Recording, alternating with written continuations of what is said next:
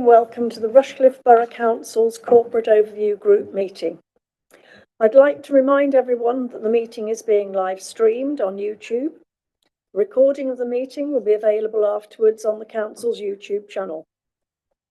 In addition, under the local authority's executive arrangements, meetings and access to information, England, Regulations 2012, other people may film, record, tweet or blog from this meeting. The use of any such images or sound recordings is not under the Council's control. May I remind councillors to please switch your microphones off when you're not speaking. Thank you. And could I also make sure that phones are on silent?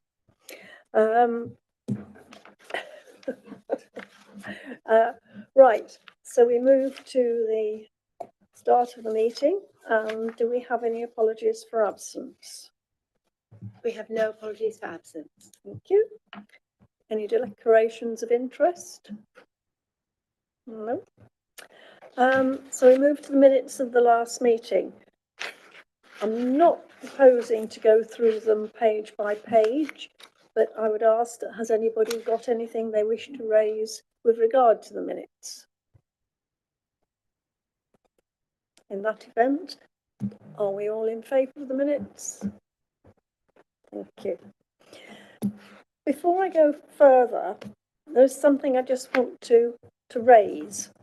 Following the July council meeting, concerns were raised regarding scrutiny and member understanding of the scrutiny process.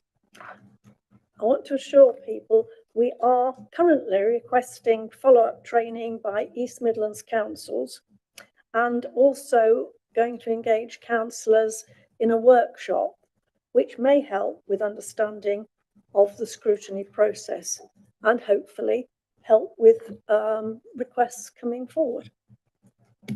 So right, we now move to item 4, the health and safety annual report, and I believe that's Serena and Joe who are going to be presenting.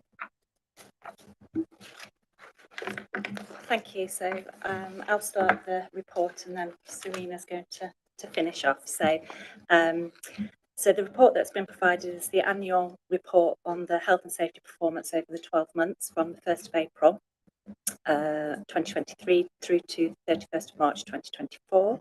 I don't propose to go through the full report, but just give you an overview of some of the key points within it. Sections 2 and 3 explain the increase that we've had with the risk profile and the action that we've taken. So the council's risk profile from health and safety has increased over recent times due to streetwise services coming back in-house since September 22. Bingham Arena opened its doors to the public in February 23, and Rushcliffe Oaks was officially opened for services on the 3rd of April 2023. As a result, we have reviewed the health and safety provision that we have internally within the council, and I'm pleased to advise you that we've recruited to a permanent health and safety advisor position, and Serena's here with us this evening. So, as I say, Serena will introduce herself and give you a little bit of a background about herself later on. On to some of the key activities that have been completed within the 12 months. We've done the policy review. This is an ongoing review that we do on the health and safety policies that we have internally. We've not updated all of the policies that were due this year, but it is something that we've rolled forward and something that Serena aims to prioritise for her work programme this year. If I take you to some of the other key activities, we've done some health and safety audits and visits. These have been undertaken by Serena since she's been in post. She's done some work at Rushcliffe Country Park, Streetwise, and the Artigo East Croft Depot, the purpose of which was to enable Serena to get familiar with the sites. She's done some hazard spotting and engagement with management and staff at those various sites. One of the key areas to also bring to your attention on the report is the health and safety executive visit that we had at the Streetwise Bingham Depot site. That was done in October 2023. It was a announced visit, and it was from an inspector from the Chemicals Regulation Division. They were looking specifically at a piece of legislation which is around plant protection products, basically herbicides and pesticides that the Streetwise team use in their activities. So it was an announced visit. It included beforehand a review of training procedures and risk assessments. So we sent a number of documents through to them prior to the visit. They spent a significant amount of time on site, had a good look round. It was a very comprehensive inspection. They also looked at the site and where the chemicals were being stored and what chemicals we were using and their compliance under the legislation. So overall, the Health and Safety Executive Inspector was pleased. There was a few minor written recommendations. They were around the amount of stock that we've got in store. So they suggested a reduction in the amount of stock because we weren't using what we'd got stored. So it was more of a housekeeping issue. And also the chemical store itself, we agreed with them that it needed a bit of modernisation and it would be preferential to have it stored inside rather than its current location at the time, which was outside. Those were things that we'd inherited from Streetwise prior to it coming back in-house. So very pleased really with the overall HSE inspection that took place. I'm going to skip on the next few sections just to take you through to section 5. The sections that I'm skipping are just around the general sort of training and the meetings and the occupational health side of things. I wanted to just talk about the progress towards achieving the health and safety goals that we set this time last year with the corporate overview group supporting those goals. So of the 1, 2, 3, 4, 5, 6 goals that were set, we've completed all with the exception of the, we didn't do all of the policy reviews that I've already alluded to. And again, they've been rolled over to the 24-25 programme. And then the e-learning compliance levels are still not as high as we would like. So we're not up to the situation that we'd like there. And again, we're concentrating on that again this year. Under section 6 on performance, the usual information about accident forms completed. It's just really to bring your attention that the number of accidents to employees and agency staff has increased slightly compared to previous years.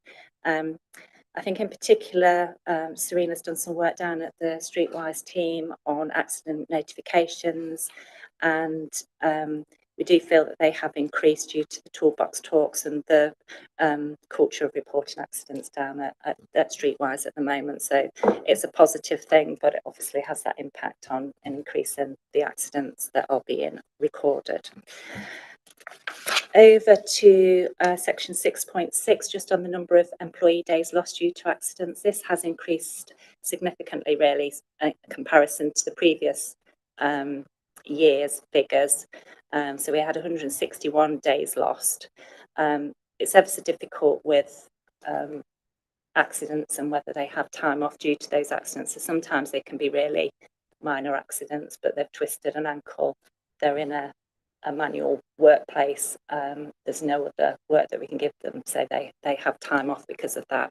You'll see from table 6.8 that there were 11 accidents resulting in time off from work. 4 of those were the ones that accounted for most of that absence, and all 4 of those accidents were reported under the RIDDOR legislation to the Health and Safety Executive. There was no follow-ups from the HSE from those reports. So that really brings me to sort of concluding the overview of the health and safety over the 12-month period. I just want to hand over to Serena. She's going to just do a bit of an introduction to her background. Thought it might be helpful to you, and then just run through the objectives that we've identified for April 24 to March 25 for your approval. Thank you. Thank you. Thank you. I meant to say at the beginning that whilst we've received quite a lot of appendices to all of these reports, I think we have, well, I certainly found them much easier to read and digest. I don't know whether you've been working on that, but they certainly do seem to be easier to read and understand. I think there's some new formatting in the scorecards and that I think was very welcome as well. So thank you. But the 2 points that I'm concerned about are, yes, you've mentioned the 161 days lost. Can we analyse why? That's an awful lot.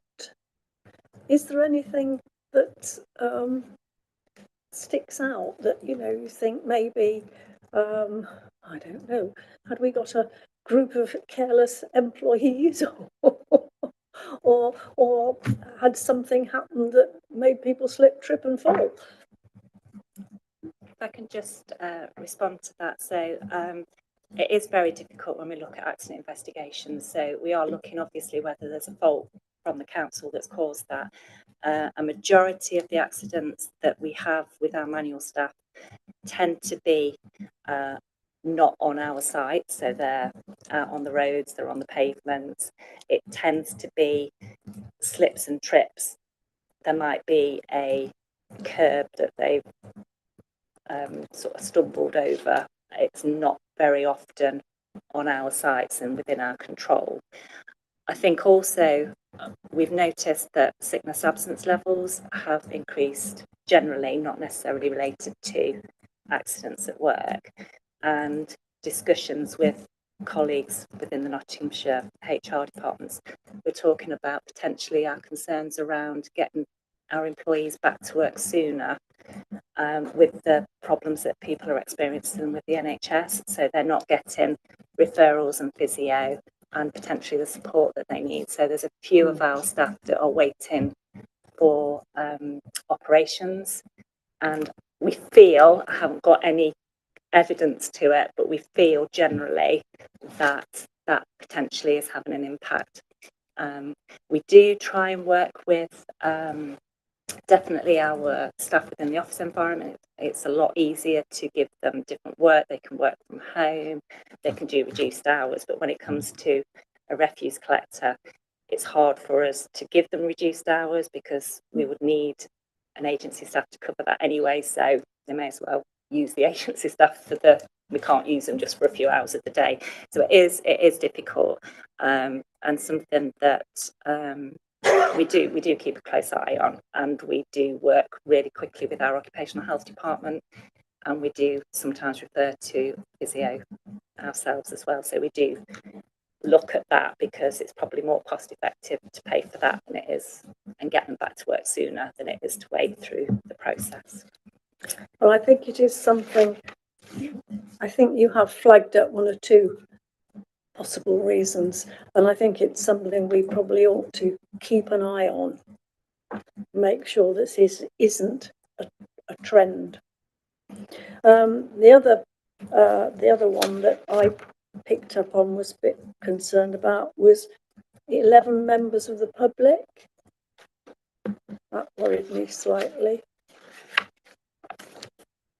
Okay, so just again, they tend to be low-level accidents. They're on the parks. They are slip, tripping hazards, accidents that are no fault. So if a member of the public has an accident on one of our sites, we would look at whether there's a problem with the facilities, and make obviously changes to that if there were. A majority of the accidents there's probably a lot of accidents to members of the public on our parks that we don't hear about because they're not manned. So we only tend to hear about the ones where we're at Rushcliffe Country Park, where they might ask for first aid because we've got the staff on site, and then the more serious ones. But none of the accidents to member of the public over that 12 months were reportable under the VIDL reporting, so they weren't at that level that would cause us a concern. Okay, I think that answers those. Now, Councillor Edavie? Well, I was going to actually say that I hear what you're saying about the concerns, but actually it was 4 employees accounted for 145 days of the time off, which obviously from an HR point of view, you'd then be managing those. It's only 4 individuals. So because I was equally sort of, oh, why? That's a big jump, but then when you look at it, it's actually only 4 people that contribute 80% of the days off. So, yeah, Dora. Councillor Plenty, sorry. Hi. On the training matrix, when you have the completion rates, for the training courses that are not measured, they are not part of the CAP, they are not compulsory, where they have the non-applicable, like the emergency first aid and the first aid at work, that are quite a 1 day and a 3 day course. Also, I know the completion rate is not applicable. The actual number seems to be very low, like it's 1 member of staff seem to have taken this course. What I would like to ask is, do you know why is that? Of course, they are not compulsory, but why did they attract so low numbers? Like, are they not supposed to be for all members, or people don't get the luxury to take time off work? Those appreciate, for example, a 3 day course, a big chunk of time. So that's one question. The second question is on the bit, you say continue to deliver appropriate workplace health initiatives in line with employee needs.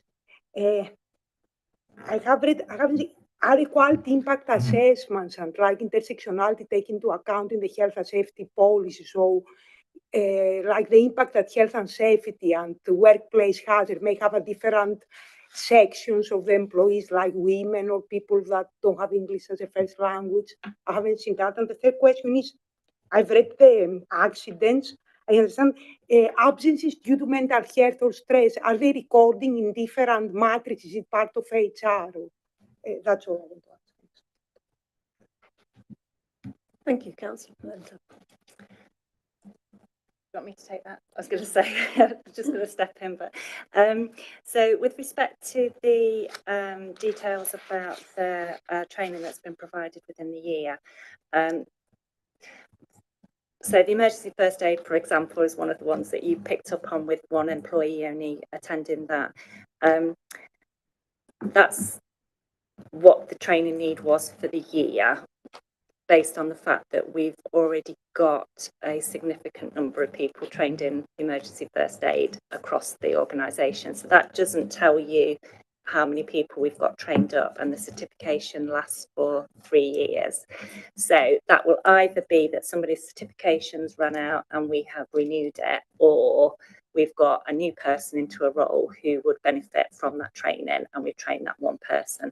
So sometimes if you look back at older reports, you'll find that the emergency first aid training might have 30 people 1 year and then 1 or 2 people for the next few years, because it's a cyclic thing. So so some of that training is, it's the defibrillator training, for example, we've only got 20 people. That was a voluntary course. We've got enough people trained on first aid and defib. It was an additional course that we put on to say it'd be great if everybody had the opportunity to be trained on a defibrillator. It's available for you, come if you're interested. And that was how many people within the organisation chose to go on that. And we're redoing those training sessions, so it'll be something that we'd like to put on in the future. So their courses, so the bottom courses are ones that aren't sort of measured against numbers, because they're just filling gaps, if that makes sense. I hope I've explained that okay. The other query around stress, so we do, so the wellbeing side of things is another big piece of work that the Health and Safety Advisor and HR work on together. We've got the Workplace Health Champions. We do record stress as so we have metrics that we record. So if people have sickness absence, we record it against different areas. So stress would be one of those areas that we would record, and we do monitor and work with those people who have got workplace stress, and also stress if it wasn't related to workplace, because it obviously has an impact on work if they're off with non-work related stress as well. So I don't know whether that answers your query on that.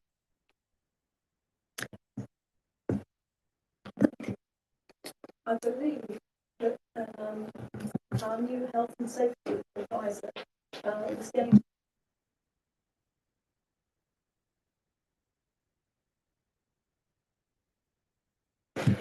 Good evening, everybody. I'm Serena. I have been working for Rushcliffe Borough Council for 15 years, and I've recently moved over to do the health and safety advisor role. Prior to that, so that started in April.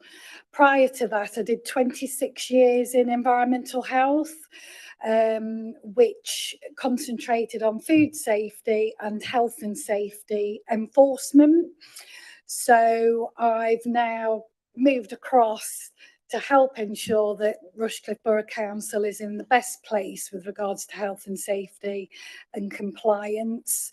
With an enforcement background, I'm able to sort of have an insight into what inspectors will be looking for. If there are accidents that we investigate, I know and can predict some of the investigations and questions that we may get surrounding that subject area. So I'm hoping that that will bring a positive aspect to the role. So with regards to work for the year, so from April 24 to the end of March 25, the key areas that we're going to look at are obviously some of the out-of-date health and safety policies. My aim is to maybe not review them all this year, but certainly over the years, I'll go through all of the health and safety policies that we've got, and there are a lot of them, as you can imagine. We're going to try and do a campaign down at the R2Go. So R2Go is our refuse depot site. We're going to look at a bit of a campaign on slips and trips and manual handling. So this is on the back of some of the numbers that you can see for accidents. We're highlighting this and then, you know, trying to do a bit of work around that. That will involve a bit of campaign material, but also some site visits. I'm getting out and about with our bin crews so that I can understand, you know, what they're doing, how they're doing things, and offer a bit of advice on how to prevent slips, trips and falls. I will be doing a health and safety visit to all of our sites. So Rushcliffe Country Park, Streetwise in Bingham, the depot, and also we've got our new building now, the library. So our contact centre's moving into there. So I'm going to visit that tomorrow to go and see how they're settling in and just make sure that we're health and safety compliant down there. One of my big projects is to do an audit on our risk assessments across the council. So I don't know whether you're aware, but risk assessments form the basis of all our health and safety in our departments.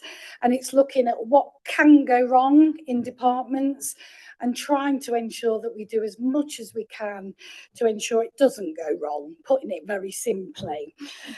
So we're looking at, you know, making sure that we're prioritising our high risk areas. So we've got facilities and bin crews. We've got Streetwise that do a lot of grounds maintenance and landscape stuff as well. So we want to know that we're in the best position, but that doesn't mean we're going to leave our lower risk departments. We will get round them all. And the idea behind the audit, we know that risk assessments have been done across the departments, but what I want to know is that we're in a really good place with them, that I highlight anything that's perhaps been missed, but also give the support to staff who don't live and breathe health and safety like myself, to hold their hand a little bit really and give them the confidence to do the risk assessments and help them with them. Alongside with that risk assessment audit, I will be looking at training. I want to ensure we are in a good place as a council with regards to training. We do a lot across the council. We're very proactive with training, but what I want to know is, you know, drill down on, you know, are we doing enough in certain areas? And one of the areas I want to look at is particularly manual handling down at Streetwise and R2Go, the bin crews. So if there are any training gaps, which I have identified already, I've been doing some face-to-face training on risk assessments, because I think we're expecting staff to do risk assessments. Well, then we also need to make sure they are trained effectively in how to do them. And there's a few gaps there that I'm finding, so I'm trying to address that. And then we'll always work in line with the workplace health champions, who are very proactive across the council in terms of their health initiatives, and anything that I can link in health and safety wise, I will do. So they're the key things for my work for this next 6 months and what I've been doing for the last 6 months. So I think that all sounds extremely positive, and hopefully members will feel very reassured by that. So all power to your elbow. Has anybody? Oh yeah, Councillor Plant. Oh, thank you. Well, really pleased that we have got our own, obviously, health and safety advisor now. I'm not sure how it worked when it was sort of coming from Bolsover, but I think obviously this is going to work better without a doubt. Really, I've got, and you've mentioned just actually about the health champions. So I was just wondering, in terms of, what sort of numbers of health champions you've got, and do they get some support and training in terms of their work? And then one more, and this one's a comment really, which may not be anything to do with this, but it just on the council's wider role in health and safety, it mentions obviously it's not just for employees, it is for customers, but there is no mention of councillors at all in it. And what struck me when I was reading this is, and I've been a councillor for a very, very long time, that never ever have we had a fire drill. And where do we go? Where do we meet? Where do we whatever in terms of if and what does happen? I mean, I did experience one when we were in the old civic centre, which didn't go particularly well, as far as I can remember. I mean, obviously there's only one, but I do think it is something that should be mentioned to us in terms of, at least when we have, when we have new councillors that come onto the council, and perhaps a reminder every so often. So, thank you. Thank you, Councillor Plant. I actually would like to add to that and say that the thing that strikes me is, does everybody know where the defibrillator is? Yeah. Sure, I do. Oh, we'll look for Charlotte. I know where we're evacuating to. Can you use it? I'm sure I could give it a good go. I think you've raised a really good point, Councillor Plant, and I'll take this away and we'll see what we can do to review it. And obviously, if you ever need any health and safety briefings or anybody to attend, yes, and you'll see I've got that actions for you, that cable cover. But if you ever need anybody to attend any councillor meetings or anything to discuss anything health and safety wise, I'm quite willing to do that. So yeah, I'll look into that for you. Thank you. Can I just, Councillor sorry, can I just pick up on the health champions question? So, so I'm the health champion lead for the council, so I kind of coordinated that, and it was something that we've put in place probably 7 or 8 years ago. So we've got health champions across, so we've got numbers of them across all of our service areas. There's probably, off the top of my head, about 8 champions. We've just recruited a couple new ones within Streetwise when they came over, so we've got a couple of really keen champions there. With respect to training, there's some support for sort of understanding on different areas, so we tend to just do short webinars and things like that that would support them in certain areas. Generally, their interest and understanding through some of their job roles. So we've got our Health Development Officer, I think her title is one of the champions. So she's got a lot of knowledge that she brings to the group. But mainly that group is their enthusiasm to look at the national health initiatives that are taking place, and we look at the calendar of events and how we can bring it to life within the council. So we look at how to do the no smoking campaign in October or whenever it is, and look at how we can implement that successfully by being quite different. So we've got somebody within the events team that joins us on that as well, looking at how to run events. And so it's less on the training side, it's more around the looking at national campaigns and how we embed that and get people infused with it.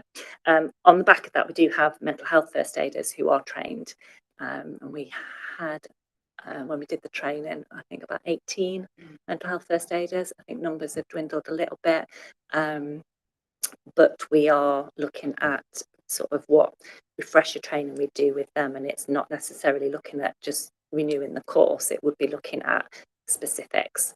I've just highlighted to them a webinar that's taking place tomorrow about people who have employees who have dealt with suicide within their families, for example. So that's a 1 hour webinar that the mental health first aiders have been given the access to, so that they can sort of top up their knowledge. So it's more around, they've got basics and now kind of looking at how we support them moving forward. So it's an ongoing thing. So Councillor Williams. Thank you very much for the presentation, and it's interesting with what's happened, and then with all the stuff that you're going to be doing in the next 6 months as well. Seems quite an extensive list. Just got a few things you mentioned about locations that you're going to go out to, and just wanting to get an understanding, because some of them are like obvious council locations, but in the report it's got like Bingham Marina that, and a lot of the other leisure centres are done by Lex Leisure.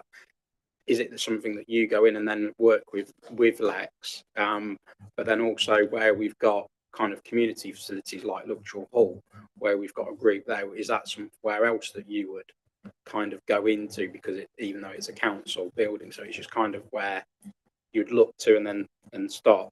My other question is, it's really good that kind with Streetwise and around the chemicals and the storage of those chemicals is being redone, and we're getting a good chem store fitted and hopefully that will have a bund as well in case there's any spillages so they don't get out. Also, is there anything kind of being done with the expiry dates of those chemicals, that once it kind of the usage and comes like that, and any of the paperwork around the storage and all that kind of taken into consideration? And just the only thing you touched on it with the manual handling, I take it that's just come in because of the amount of trainings, only like at 23% and on the report, and I'm just hoping that's I'm reading into it that it's only just come in, being it says 2024, and that those are going to just increase because of Streetwise being on board. Thank you. Okay, I'll take them individually. So the sites, obviously we concentrate our efforts around the higher risk areas. So R2Go, Streetwise. However, I will also visit the country park, the library, etc. And if we manage and look after a building, then we will try, not necessarily every year, but we will definitely get out to visit them. The leisure centres are run by Lex Leisure, so they have a lot of responsibility with regards to day-to-day health and safety compliance. But we do have our contracts team that liaise with, so they work for us, Helen Penniston, and she liaises with Lex Leisure to ensure they're delivering what we want. Now, on occasions, Helen has come to me to ask about a health and safety query, and I've gone out to Bingham Leisure Centre as an example to offer some advice, which was in line with Lex Leisure. But we can do things like that. We are flexible with the way we work, but Lex Leisure would have the ultimate responsibility of managing the day-to-day health and safety. I was just thinking of this building in particular because it's kind of dual purpose and that, and it's like in here is it kind of jurisdiction, but when you go out those doors, is it then it's legs, and it's just kind of just getting that understanding of then who's responsible for what. So thank you. The other thing to bear in mind is we have our properties department, so they will look after anything property wise as well. So that was the first one. The second one, with regards to the chemicals, the Streetwise now are very aware of chemicals and expiry dates and managing their chemicals, and fortunately because of this visit they have condensed everything like Joe said, so it is a lot more manageable now, and they've got a really good system going with regards to that.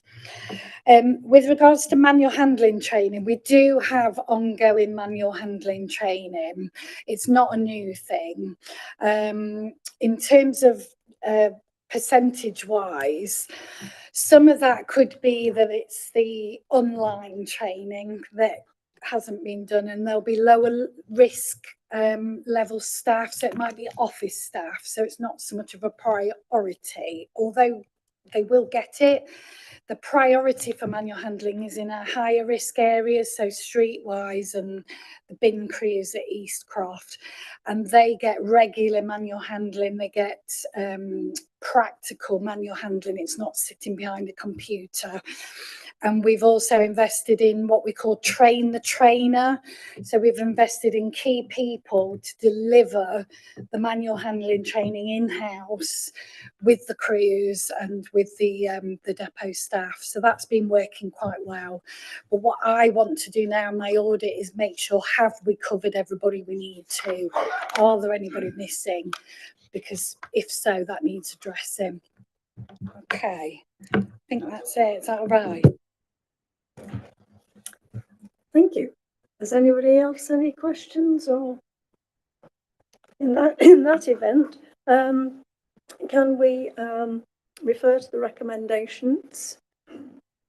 And are we in agreement with the recommendations? Can we all show hands? Right, that event, that is carried. Right, we now move on to item 5, which is the business continuity strategy. Unfortunately, this has had to be postponed, and we'll be getting that at our November the 19th meeting. So that means that we now move on to item number 6, which is finance and performance management, and that will be delivered by Eddie and Katie. Okay, good evening everybody. So I'm going to do the part of the finance position as at the end of Q1. Obviously it's quite early in the year, so we're giving our best guess at the minute, but things can change. So the Q1 position is currently showing projected full year underspends in both revenue and capital, so 1.106 million in revenue and 5.968 million in capital. These are proposed to be earmarked for additional cost pressures and rephased as detailed in the report. You can see the significant revenue variances in table 1. So most notably, we've got interest income, additional funding and grants, and business rates amongst our favourable variances. The biggest adverse variance is from planning, which is to do with appeals and enforcements, which obviously you'll be aware we've had some quite big ones recently. We do have a reserve for those, but actually because we've got in-year efficiencies at the minute, we're just proposing to cover those within that. So in terms of the earmarks for the use of the underspend, we can see those in table 2. Obviously, some of them have to be there because the reason for the underspend is specific grants that can only be used on certain things. So, for instance, Homes for Ukraine. There's nothing to report on special expenses budget of any significance. So, as I've mentioned, the capital programme is 5.968 million projected underspend. 3.756 million of this is proposed to be rephased into 25-26, and you can see those in table 3 of the report. In terms then of the remaining underspend, which is 2.212 million, the main part of that is the 1 million to do with the Travellers site acquisition, which obviously we've discussed in length at previous meetings. There's still no sites available, and therefore it's likely that we will be releasing this money at some point this year. We've got some underspends on the crematorium and Bingham. So this money was for post-opening enhancements, and on the crematorium also a potential VAT liability to do with the partial exemption. But these are potential savings, but we're not releasing them at this time because the final contracts haven't yet been agreed, and there may still be some snagging bits there. So as such, with these underspends, we've got no external borrowing again this year. And ultimately, the general message is that, we're in a healthy position, but this can change. As we say, we're only in period 3 at the minute.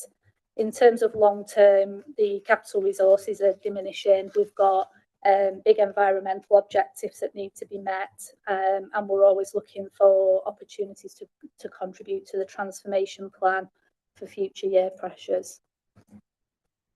And that is a summary of the financial position. Any questions?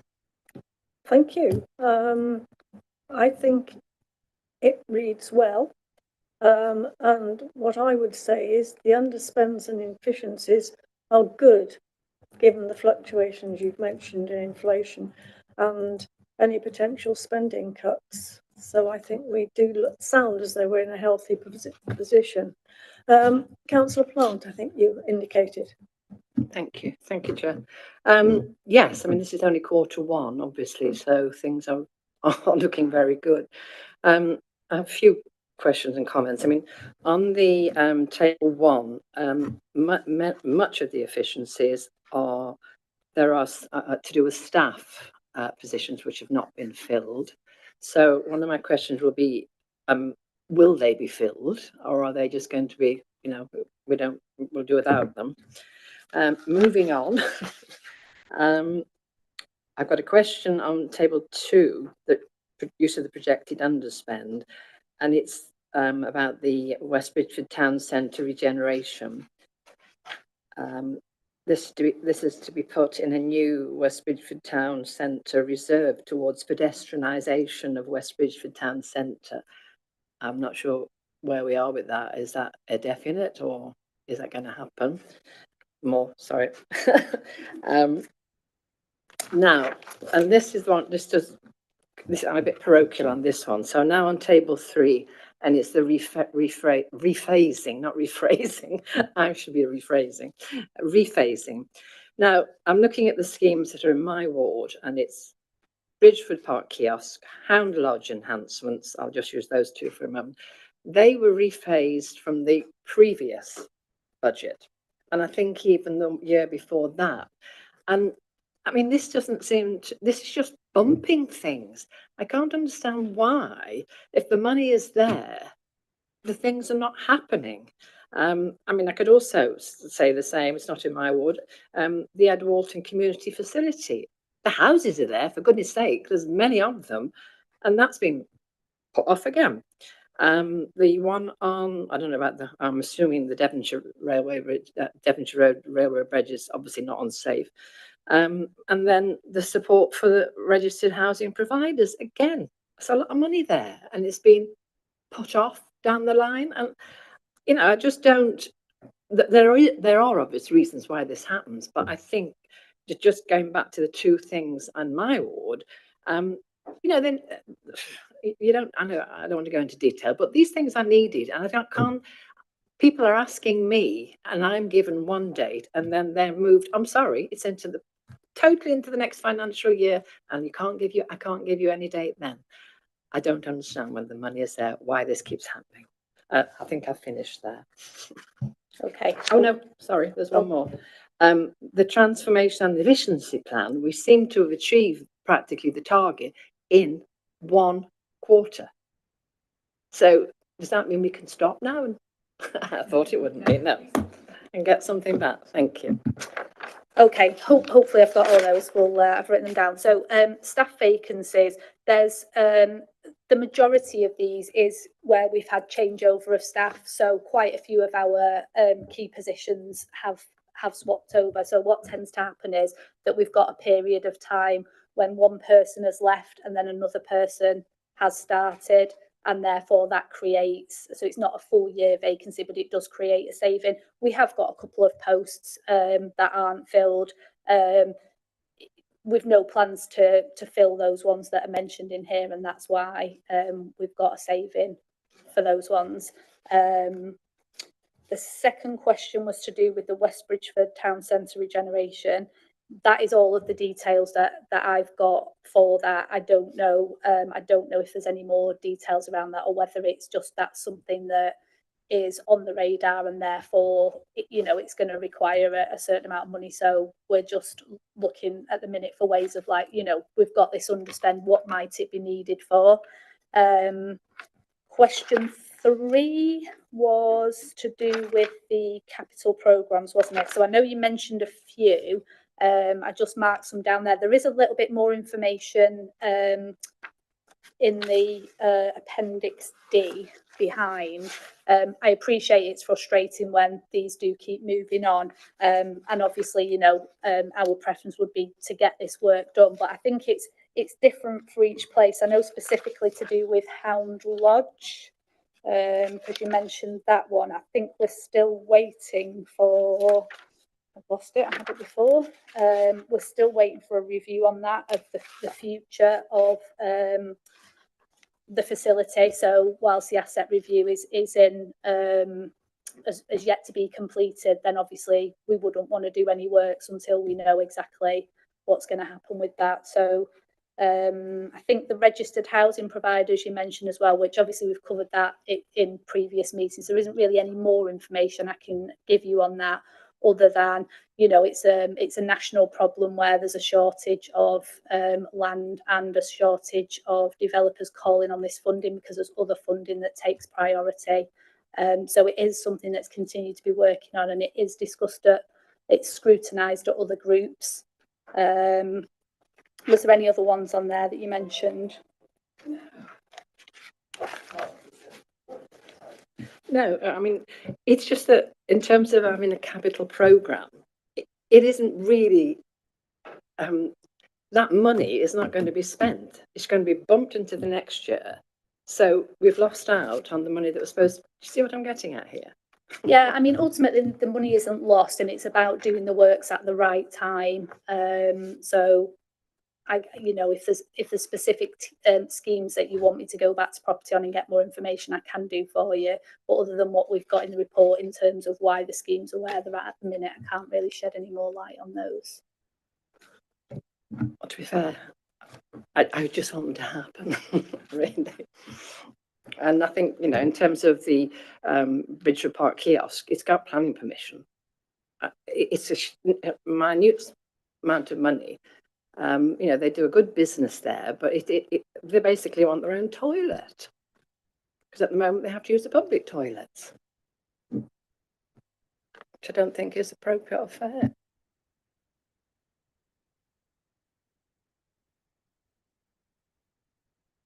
It seems on that one that, as you say, that they've got the planning approval now. Obviously, there's things that have to be gone through. It says here the building regulations application has now got to be made, and then the works have got to be tendered. So, I mean, it is frustrating again, but obviously we have to go through a very specific tender process for things, and that takes time, and it's just realistically that's not going to take place in this year. But I would say that that looks fairly confident that we'll be able to achieve those works next financial year.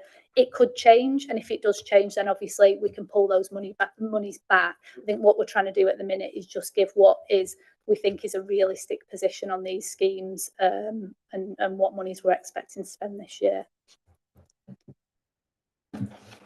I hear Councillor There was another Plant's question. frustration. And what I would ask is, can we in fact get more details with regards to the West Bridgeford Town Centre regeneration? Do you think you could I can surprise me ask. something? Yeah, Yes. I don't know what details are out there, but I can certainly go back and ask. that would Yeah, be it's not lovely. something I'm aware of. Okay. Yeah, sure. Thank you. There was a last question, wasn't there, on the transformation and efficiency plan. So the target is the target at Q1. It's not the full year target. So we're saying we've achieved 1.73 of savings against 1.83. That's what. So we break it down. So by this point in the year, we expected to achieve 0.183 million of savings, and we've achieved 0.173. So it's not the full year. So we will continue to, but it's looking good that we're on track to achieve the full year. Yeah, which is pretty good actually. Yeah. Councillor Matthews. Thank you. I also sensed Councillor Plant's frustration, and I had it when I was reading through the supporting material. Just for example, I noticed that the Devonshire Road Bridge item, it was saying that that was required, or there's some work that I identified, but because it wasn't dangerous, it wasn't being done. And I get that, but if the money's been allocated, surely a stitch in time saves 9, and we should be actually doing the repairs or whatever's required to prevent future dangerous incidents. And the same goes for the other things. If the money's there and it's available, why are we rolling these things over? Is it a case of we haven't got the contractors or whatever, or the staff in place to repair them? So is it our issue, or is it just we're holding on to the money and hoping it will disappear? And that was a frustration there that I agreed with Councillor Plant on. But the other question I just had, which you might be able to answer really swiftly for me, was around the support for registered housing providers, 2.44 million. And I appreciate that you said that was in more details in other meetings, but I haven't been privy to those. So what is that? Is that a grant that we've got that we're holding on to provide to builders, or is that in terms of rent supports and things like that for the housing providers that we do have? Because obviously that's subject, I think, for another scrutiny item. I'd just like a bit more detail as to what that 2.44 was earmarked for and why it's being rolled over. Thank you. Just trying to remember the first question. That was about Devonshire Bridge, wasn't it? Yeah, that was just an example. I think it's definitely not the case that we're hoping that those things will go away, and I can't comment on the actual specifics, but having the money for a capital project is only one element of being able to complete it.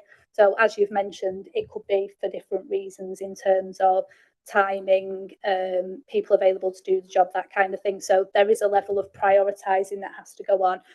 So obviously we certainly wouldn't be just thinking we're not going to do that. It's just that other things need to take priority, and that will continue. Thank you. It just could be an idea just for a one-liner on those ones that are being carried forward as to why, because that might avoid some of these queries and questions and frustrations from people. Of course, I can take that back, and if we're able to provide any further information, we shall do so. The second question was on the registered housing providers, so apologies if you've not been through those previous conversations. I will try and remember. At some point we've discussed this in more detail. It is that we have money there to for affordable housing. So I think I can check you, but I think a lot of it is just like Section 106 monies and that kind of thing, so that we have a commitment to provide a certain level of affordable housing, and it's been going on for quite a while, in that it's, like I mentioned as well, it's a national problem. We're just unable to attract any developers who want to build that housing because of lack of land and because of other funding that they're going to draw on first that is time bound and will go away if it's not used, whereas this is here. So it has been a discussion at quite a lot of these meetings, and it is scrutinised at another meeting. I do apologise, I can't remember which scrutiny group it is. I don't know if any of the councillors are aware. Can I just add to that slightly? So Katie's quite right in what she says about there are other pots of money that are more easily accessible. And obviously, from a council point of view, if we can hang on to some of that money because there's money from other external sources, but the housing still gets built, then that's brilliant. When Ed gets onto his part of the report, which is all about finance, you'll see that the affordable housing numbers, whilst they do have a tendency in year to go up and down, they are looking very good. But there is a national problem from a building point of view that is out of our control, in that it's difficult for developers to sell on those affordable houses and to get people into them. So therefore there is a tendency at the moment not to build as many. And you see that coming through planning as well, is whilst we have a target for affordable housing, it's not us that's developing, it's not us that's in control. We've got some money that's available, but it's very difficult to get developers to tap into that and build more affordable housing than they are actually required to do, because they obviously have then the burden of selling that on. So I don't think it's fair to say we're sitting on it in the hope that we can kind of keep it. We'd love to give it away. We'd love to have more affordable housing, but there's a mechanism there that we are not in control of. So what we're saying is basically we've got a supply and demand situation. Yes. Yeah. Councillor Blenter. Oh, sorry, Councillor Ellerby.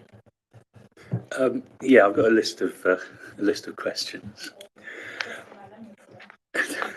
so first of all, Ed Walton Golf Club is showing a loss now. Obviously, it's been something, I think, as long as I've been a councillor, there have been issues with the finances of Ed Walton Golf Club. During the pandemic, it saw a bit of a resurgence, and obviously last year, it says in the report that, obviously it was closed for several months, and that's not unusual. Most golf courses are in this area were also closed for several months.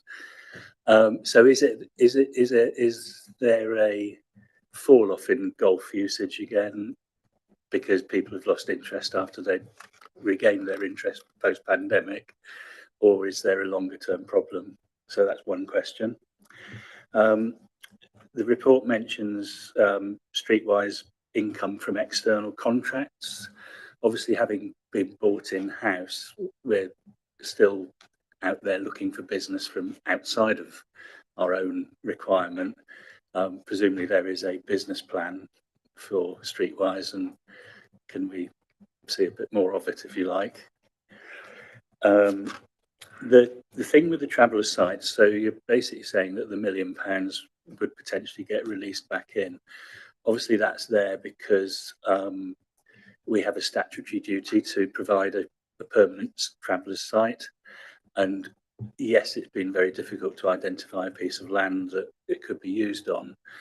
But does that mean that one of our development sites is actually at some stage within the timescale you're talking about, there will be a permanent traveller's site on one of the larger development sites in the borough, therefore getting rid of the requirement that we've got to find one, because obviously not having one opens us up to the threat of travellers taking over a piece of land and basically claiming it as a site because we can't provide them with one.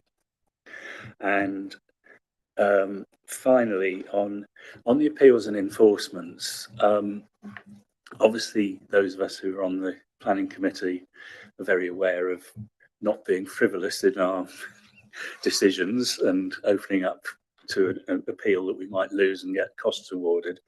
But on the other hand, quite a bit of that money, or what is the percentage between costs being awarded against us versus actual costs of enforcement? Because I think as councillors, we're all very keen to see enforcement where it's necessary. And I know in my ward, there's been quite a expensive and prolonged enforcement that's still ongoing. So I'm not going to go into the details of what that is, but obviously I know it's costing quite a bit of money. So that's that. And then just underlying the point, as a scrutiny group, can we actually ask for a presentation on what future plans there might be on Central Avenue? Because again, there's a lot of work gone on for years on what we can do to keep Central Avenue as a vibrant centre for West Bridgford. And I think it's important that, because we don't have the growth boards anymore, and for reasons that we've gone through, and something that I supported as well, that if there is a future plan, there was sort of a bit of a hiatus that what's happened to all those plans that there were for West Bridgford through the growth board, and are they now being brought back? So can we have some more information? Sorry, it's a long list. Mike's on or something. Oh, there we sorry. go. It's flashing at me. Right, okay, so let's go back to question 1, Edwalton Golf Course. So yes, we're projecting a loss on Edwalton Golf Course. I think a lot of the problems have been to do with the flooding. There is a possibility that could recover to some extent. I think, we always like to probably present the worst case scenario so that we're prepared for it.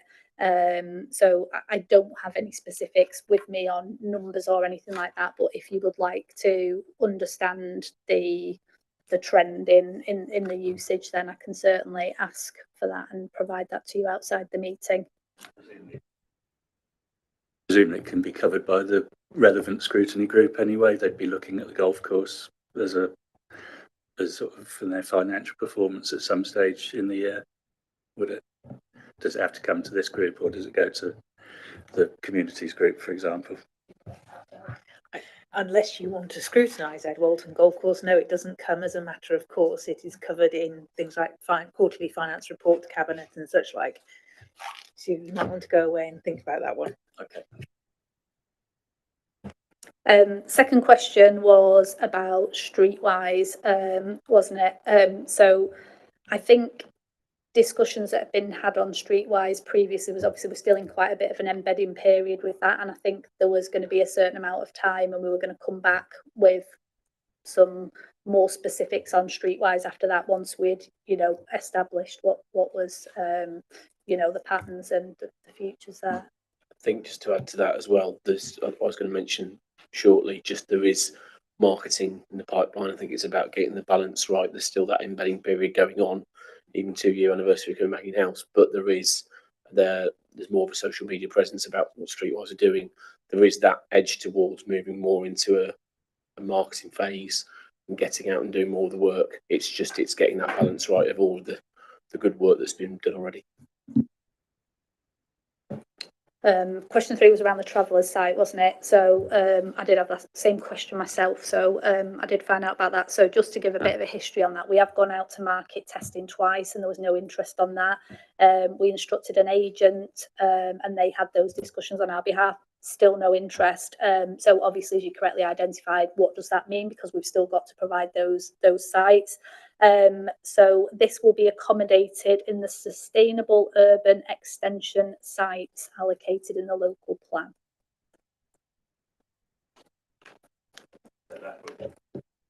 So in other words, yes, it will be coming forward, so we don't have to identify a site anymore, because there's an alternative. Yeah, exactly. So that's why that money will then be released. Question 4, appeals and enforcement. I think you were asking around yeah. So what I'm looking for is, and you might not have the answers now, but it's costing us money. How much of that is appeals and how much is enforcement? And again, appeals we don't want to be paying money on. Enforcement, well, we'd rather not be paying the money, but actually as councillors we do want to see enforcement. Yeah, for sure. I'd have to get that information off the planning team. I don't see those figures. And then in terms of the future plans on Central Avenue, obviously we've kind of covered that, but we can certainly feed that back to see where that can be addressed. Again, I assume through some kind of planning scrutiny meeting.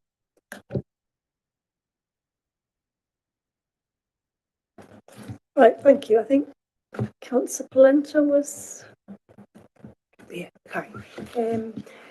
Again, just hopefully I'm not going to test my your memory, because I'm going to ask three very short questions. The one is on the underspend on additional homeless grant. My understanding of the additional homeless grant is that is supplementary to the regular budget allocation, and it covers extra needs, like, for example, I don't know, emergency shelter expansion or outreach or housing first program or prevention program or support services in terms of mental health, in terms of training in order to transition people. So is it any reason we don't have these needs in this area and we don't spend this fund?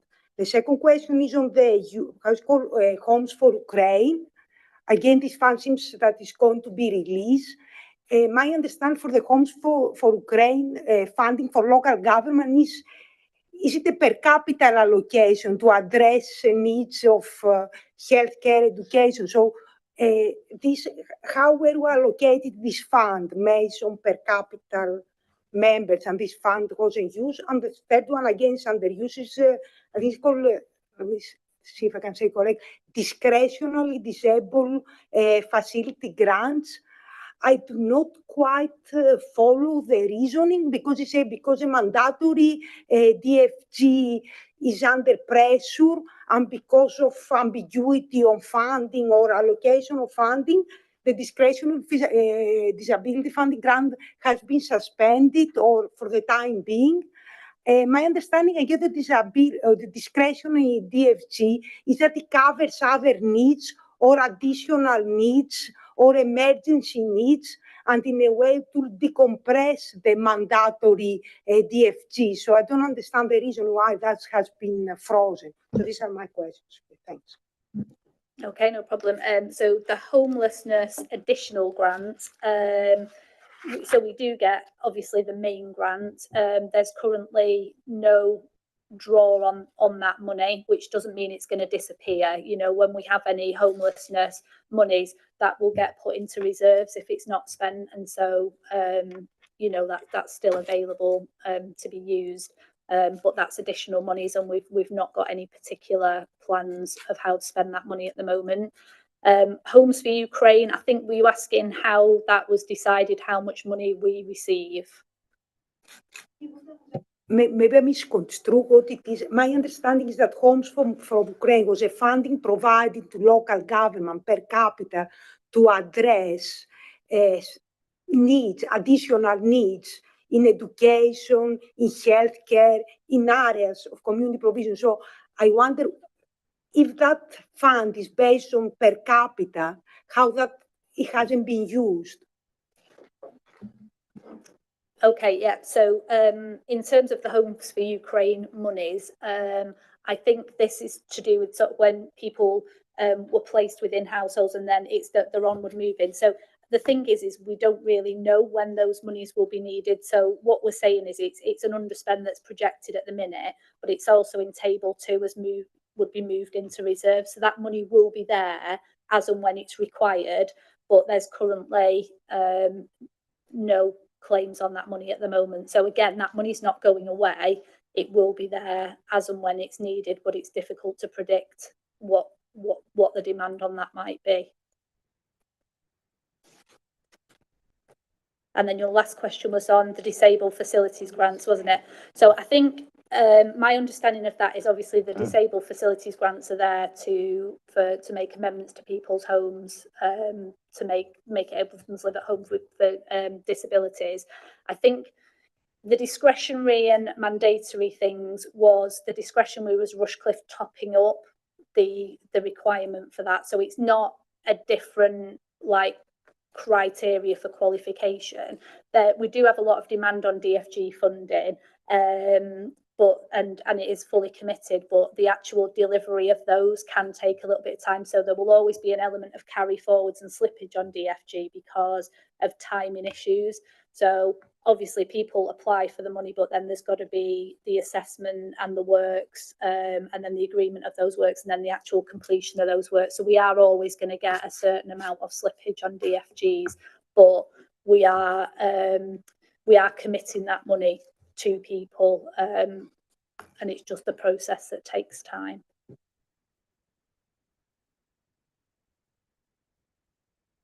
Councillor Plant. Just in terms of Councillor Polenta's question, so in terms of the additional homelessness grant and the Ukraine grant, you're saying there's no call upon them at the moment for that money, so it could go into reserves. So does it go ring fenced into reserves as money for those issues, or does it just go into reserves for anything, basically? I've got one more to that. No, where money is given to us as ring fenced for a specific purpose, then we do have to make sure that it's used for that, so we cannot then use it for something else. My last one is on the it's quality of life 4.21, and it's be an active partner in the delivery of the East Midlands devolution deal. Progress is currently 30%. Just wondering how that is measured. I just don't know how you can come up with that as a percentage. And in terms of, there does seem to be a fair bit of things happening. I'm just wondering, will we, as councillors, get some form of update report on what is actually going on there at some point? Thank you. Is an update report possible? Have I got support?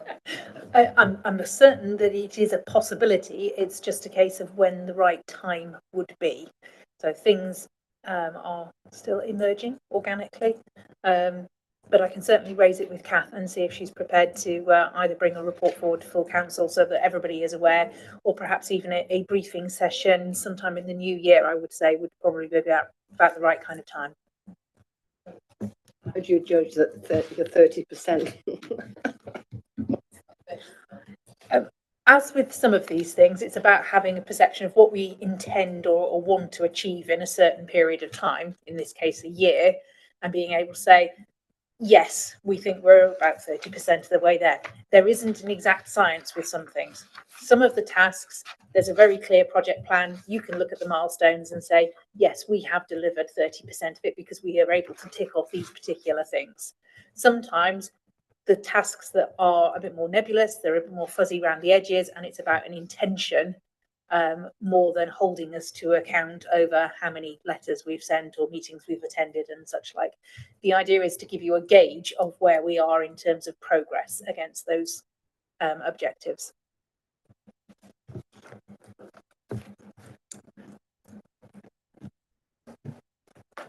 Right. I think it's your turn. Thank you. For performance, good evening, councillors. Police Appendix F scorecard, I think as we've already touched upon, we've got a new format here for this compared with previous reporting. The approach now follows the priority headings in the corporate strategy. There's more contextual information in the covering report too, showing the progress of strategic tasks within the priority headings. So hopefully this strengthens the links between tasks and performance data for you to see. But any feedback on this as we go forward, please let us know, and obviously anything that can help give you a clearer picture. Wider context is generally we're still experiencing higher levels of demand than in previous years for some services, but performance is stabilising or well above target generally, again sort of demonstrating our general ability to respond to the demand of some services and adjust resources accordingly. That said, there's 7 indicators to go through here in this quarter not reaching target, starting with percentage of household waste for reuse, recycling and composting. We've touched on this before in previous meetings. There's currently a national reduction in waste being presented recycling, but even though this target is under the figure we would like, the council for the quarter is still the top performer across Nottinghamshire. The percentage rate again will increase for Q2. We anticipate as the summer period garden waste figures, for example, come in, and it'll start to settle down again for the following quarters as they ease off and tonnage reduces over the winter period. Building on that then regarding the recycling contamination rate, this again, another national issue. It will help when other plastic items are included in the new input specification by our contractors, Veolia, when changes to what can go in the blue bin come into place in April 2026. In the meantime, you might have seen we've got a current social media campaign work with collection crews and residents on not placing incorrect items in bins, focus on reaching out to hard to reach communities, communal bin areas, which can sometimes lead to high levels of contamination. So we're certainly doing more in this area to address it. Moving on to the usage of community facilities, income generated from community buildings. The signs of positive growth, Gamston Community Hall, Sir Julian Khan, are not as high as we would like, but in the other venues we are seeing growth. Where there is a more robust marketing plan, again, social media updates, wider communications going out, and an internal improvement programme is continuing within the community facilities team to identify new bookings and provide a better customer experience. It's an ongoing task, this one, very much so, but it is positive to see the growth in some of the venue usage. Moving on to Rushcliffe Oaks and the activities there, the income is higher than in June of last year, and so we're now approaching 80,000. The income stream, of course, fluctuates according to demand. Somewhat sadly, it obviously varies across the year, and anticipated it will increase in winter. There's additional marketing work the Rushcliffe Oaks team have been doing as well, not least including adverts in bereavement brochures at the community and city hospitals, ongoing liaison and relationship building with funeral directors, open days, a Christmas memorial service, and again, building up social media presence. All these factors are helping towards growing that target. The percentage of complaints you'll see have responded to within target times. 2 out of the 16 responses missed the 10-day target in this period. I can know this is a real anomaly. It's the first time in over 2 years this indicator has not met target. So it should return to hit target in future quarters, very much so. And then we've already touched upon, I think as Councillor Lady Bean talked earlier about Streetwise and the plan and the business plan, I should say. A number of external work packages have been won. So it's not a case the first 2 years have been a case of just concentrating on the current work in place with the towns and parishes. It's now a case of getting that balance right between the work and progress that's been done, but looking towards what can help secure more business at the right time. The £27,500 grant from Keep Britain Tidy and the Chewing Gum Task Force, that's really been helpful as well. Obviously keeping various parts of the borough clean. So that's going to help towards feeling that this annual income target is achievable. Are there any questions?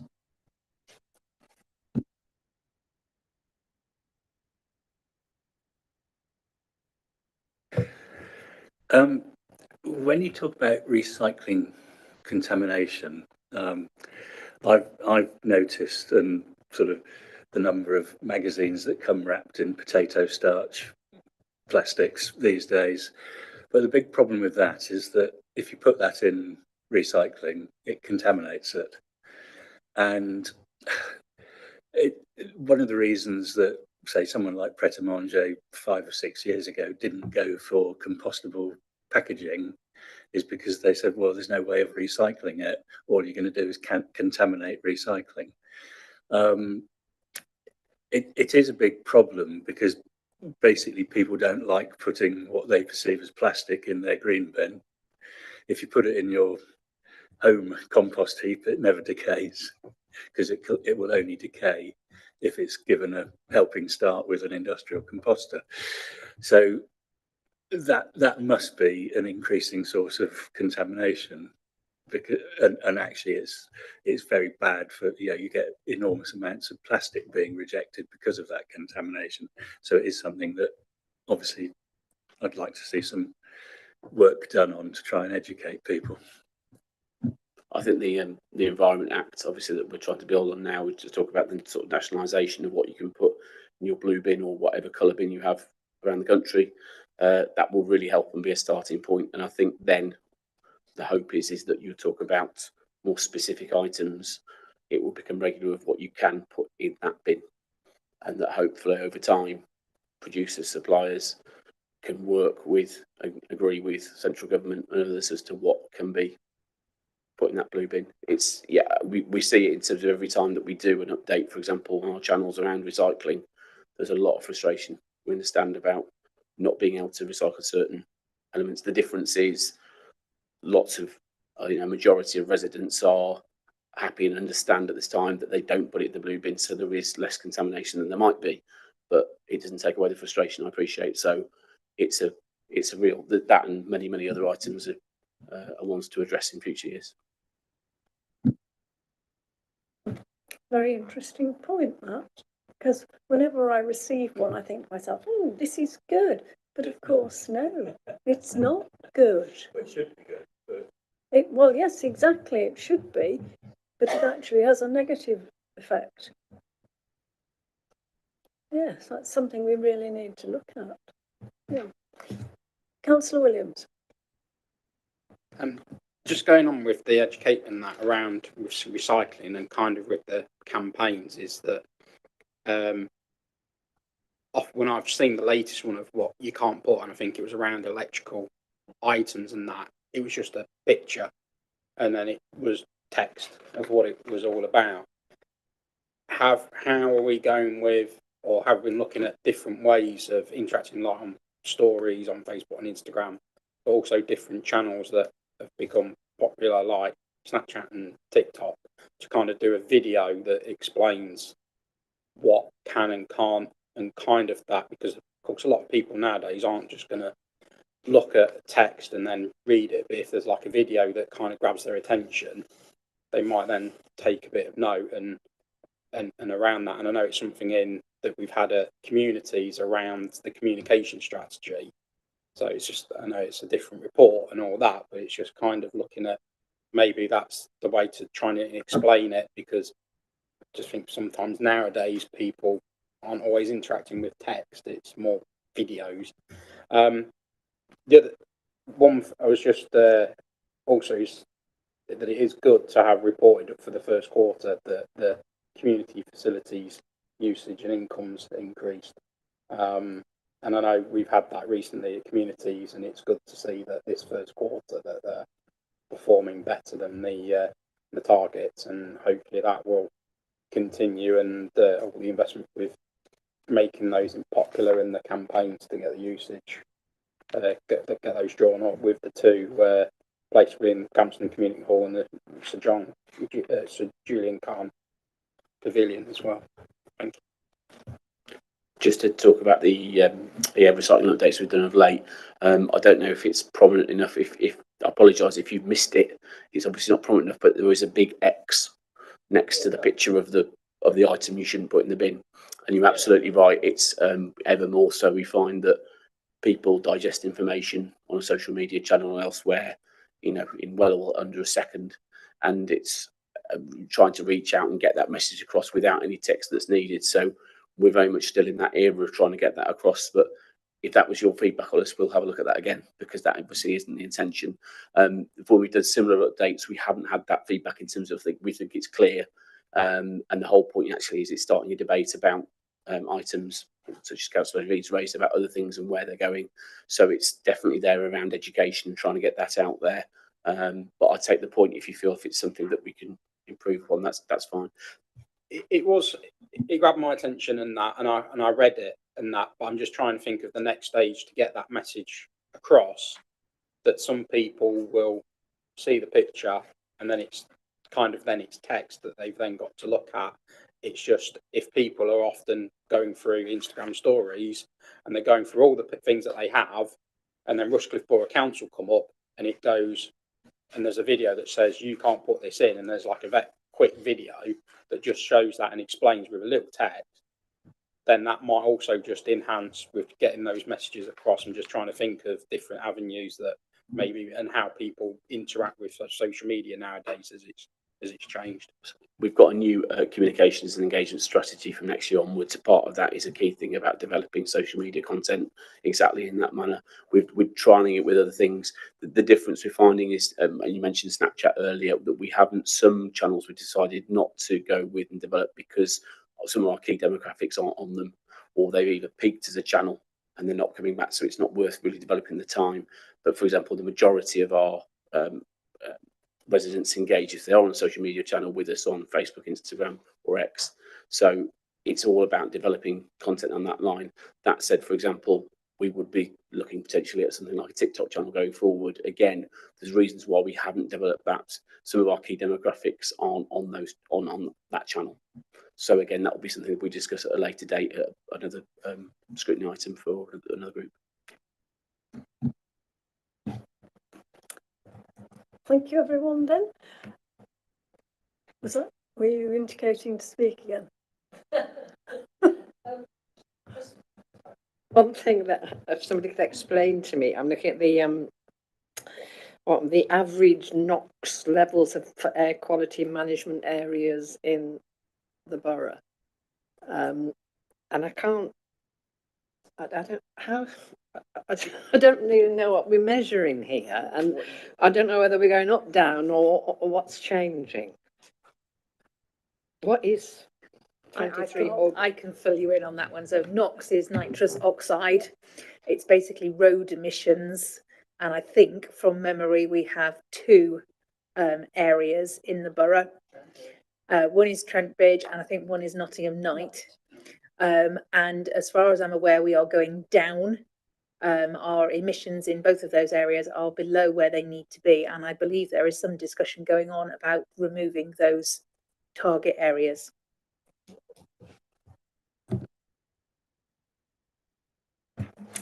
Very interesting that we're going down. I presume that must be because we have more electric vehicles. And those running on the ones that cut out when you stop. Yes, exactly. And those like our vehicles running on oil, vegetable oil. Right. Well, I think we've given that a fair discussion. Given that we've requested some additional information, are we happy to accept the recommendations? Very well, that's good. So that's passed.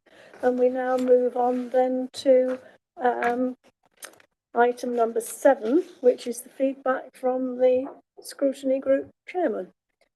Councillor Matthews. Thank you. Growth and Development met on the 17th of June. Last time there were 2 items that we scrutinised. One was the Rushcliffe Oaks crematorium, and the other was infrastructure delivery.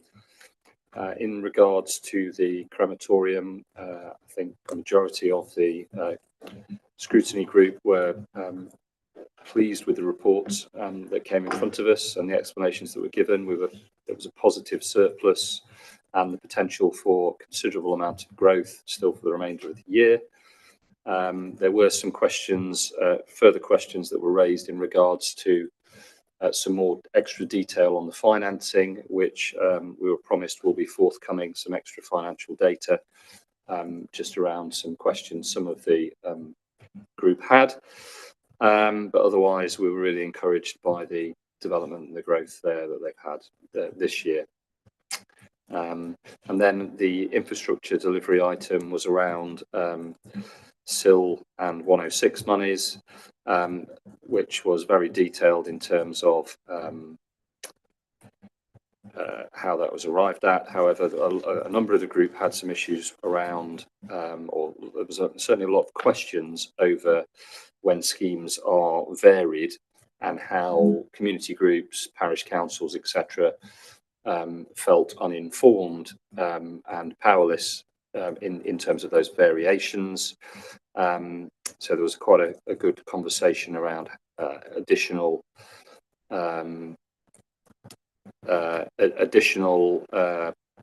methods of feeding that back to communities, and we had actually resolved to ask that the infrastructure monitoring report should come back to scrutiny every year to enable that process to happen more effectively. We went there, let's do it. So that's a summary of what was happening. And was it agreed that it will come back?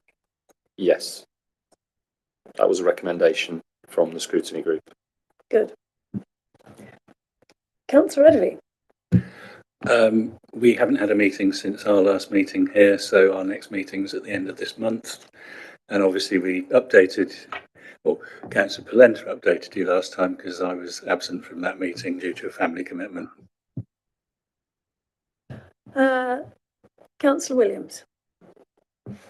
Our last meeting was on the 27th of July, and we only had the one item, which was around the community buildings, community facilities and managed spaces, and the usage of those. So, like Gampston Hall and Julian Khan Pavilion, those kind of spaces, but then also like Gresham and West Park, so all kind of community spaces, and reviewing how they're going forward with trying to increase the use of kind of the buildings as opposed to the sporting division, because the sporting division and open spaces like that are performing really well and meeting the targets, and but there's nothing else from the actual group in order to that came to feedback to this meeting on the work programme, because I don't think we only had the one item to review anyway at that meeting. Thank you, Councillor Williams. Right, well, I think now we need to move on to item 8, which is our lead officer's feedback. Charlotte. Very briefly, there is none this meeting. Oh, that's nice, short, sharp and sweet. Right, so we move on from there to the consideration of the scrutiny work programme. We have, and I can find where I've put them, under here.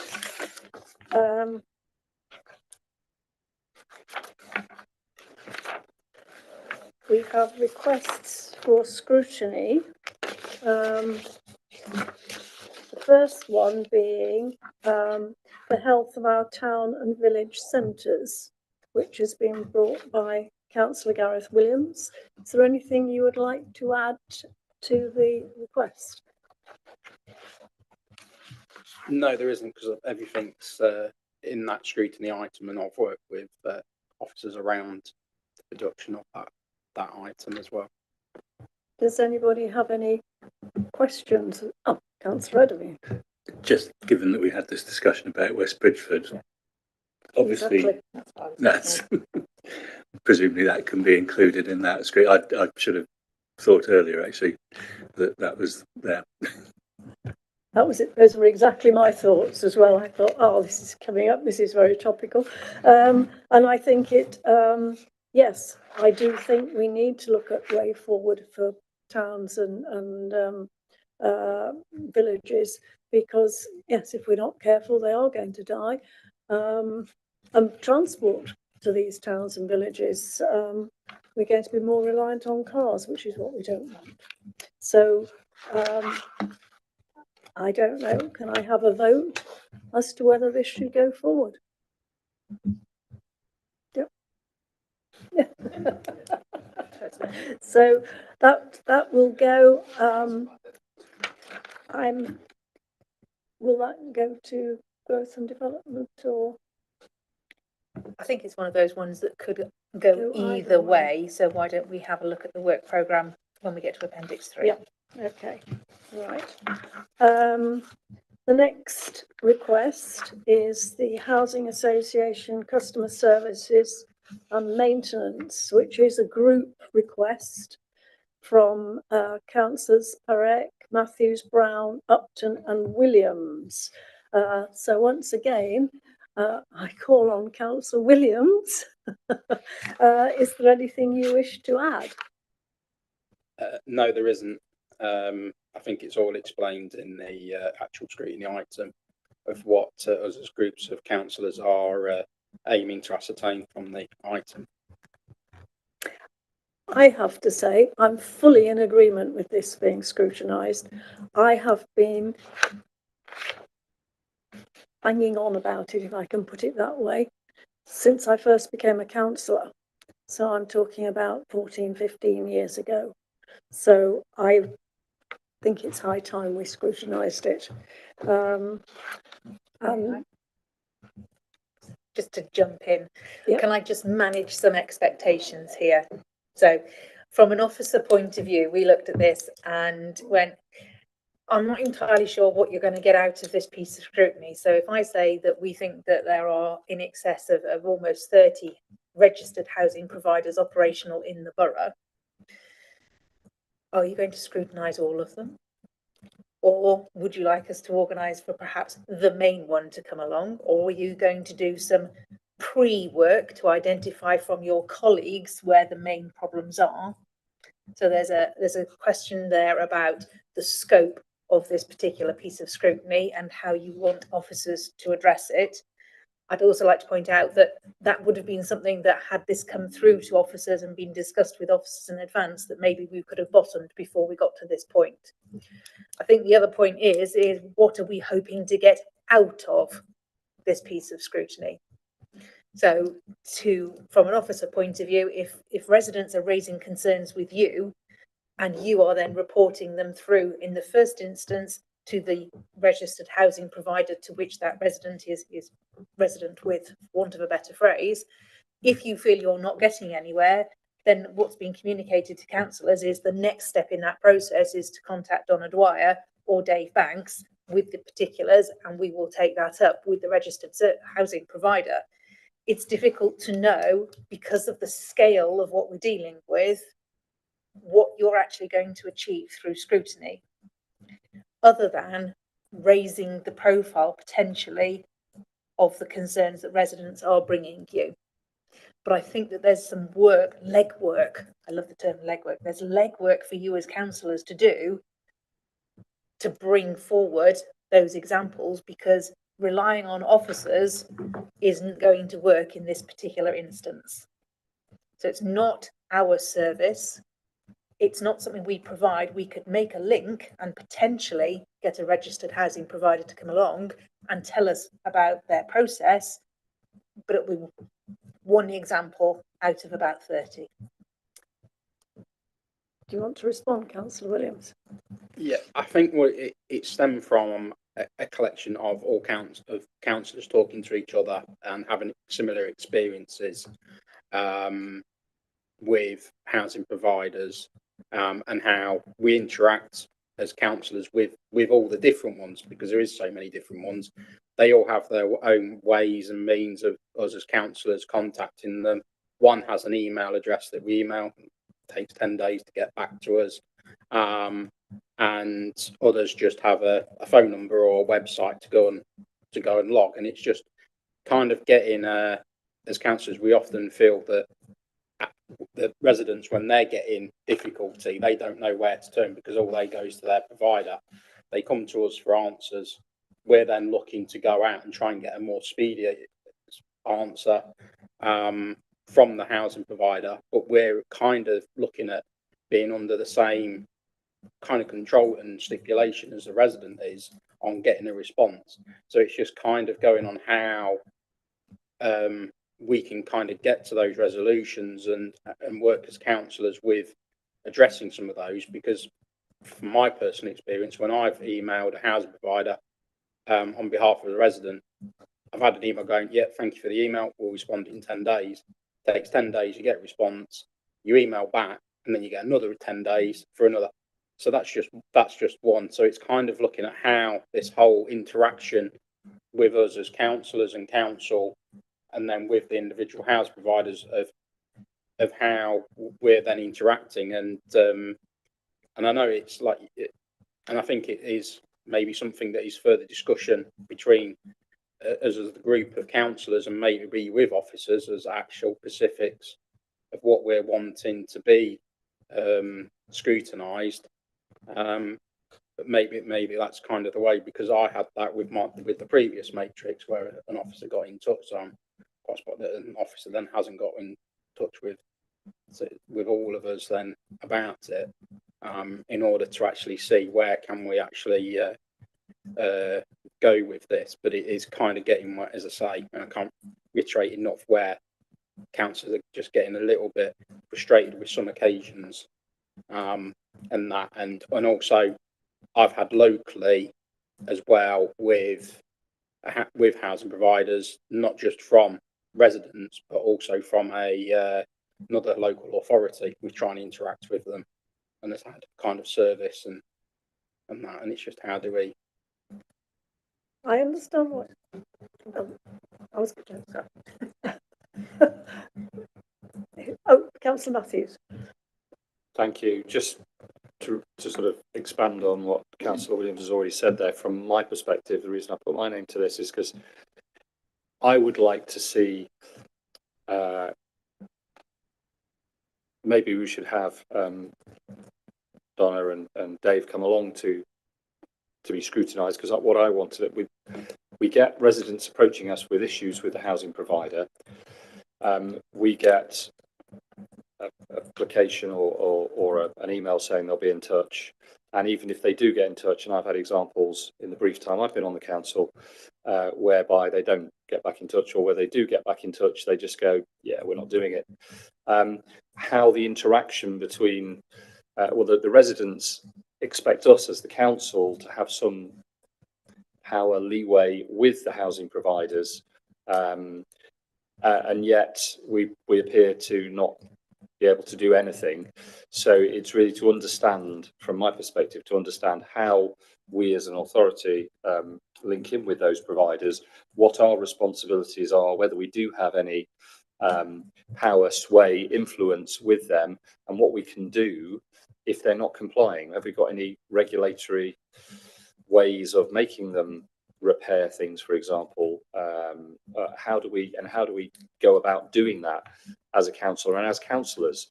Because there's a bit of a void of information, certainly from my perspective as a relatively new councillor, about how we go about doing that, and I just get left shrugging my shoulders with my residents. I absolutely agree. And what I would say is, as far as Rushcliffe is concerned, we have a duty of care to our residents, and therefore that's why we need to scrutinise this. What I would also like to know is how, at the planning stage, is the housing association appointed, and on what basis? Because this all stems back from when we as a council owned our own stock, and then we outsourced it, we contracted it out. Well, surely at some stage or other we have to have scrutinised who we contracted out to. So I think those are questions that we really need to answer. But what we also need to do, maybe, is should we put out a questionnaire, survey our own councillors to begin with, to find out if we have a selection here of councillors who've obviously got issues, but there may be others, and then ask them who are the providers who we have the most issues with, and then from that, at that stage, we can then filter it out and say, right, we'd like to hear from A, B, C or D. As Councillor Williams says, I think we have some more work to do before we can actually say, we'll scrutinise this at the minute. I think we need to build up a body of material before we can actually say, right, we're going to put this as a date on the calendar. But I don't think we should not do it. So, Councillor Plant, Yeah, can you put you?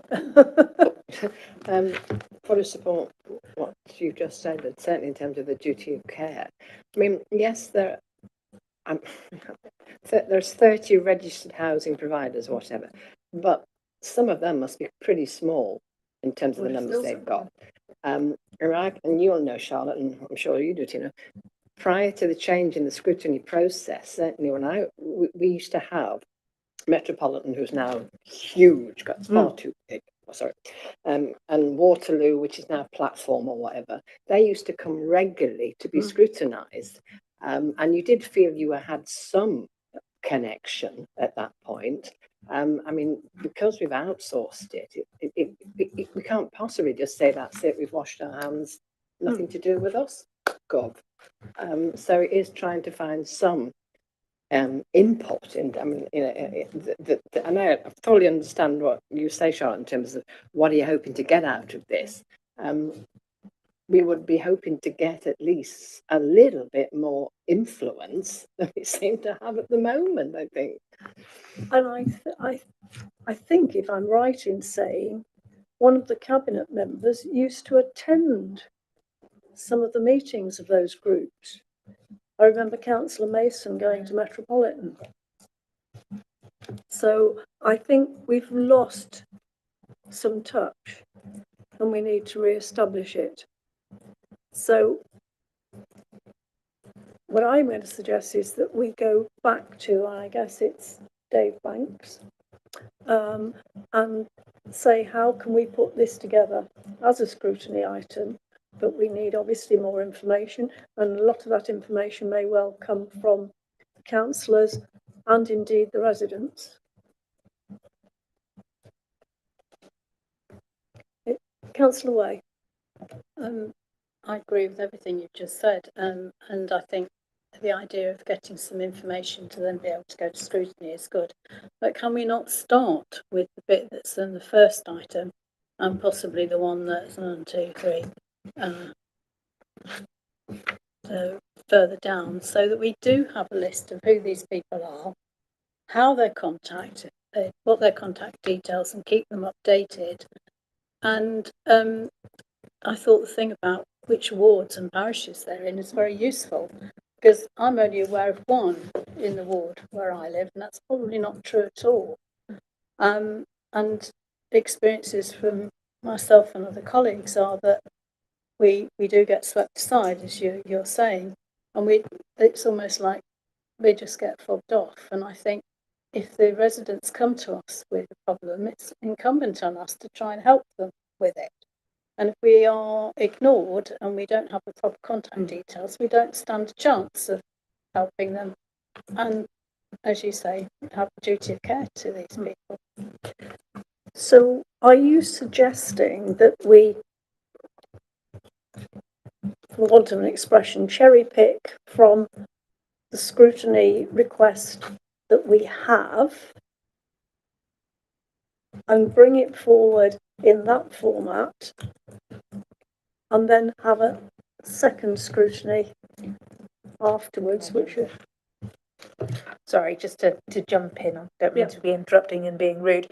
So when this scrutiny request came in, we checked the information on the councillor's portal, and some changes did need to be made to contact details where members of staff in the registered housing providers had changed. So we updated the information on the councillor's portal. We then circulated all of that information directly to councillors via email and put into councillors' connections that the portal had been updated. So I don't know about the stuff to do with how many houses of which provider have I got in my ward type information, but certainly these are the providers, this is the named person, here's their email, here's their telephone number. All of that was taken care of back end of May, beginning of June, when this was actually submitted.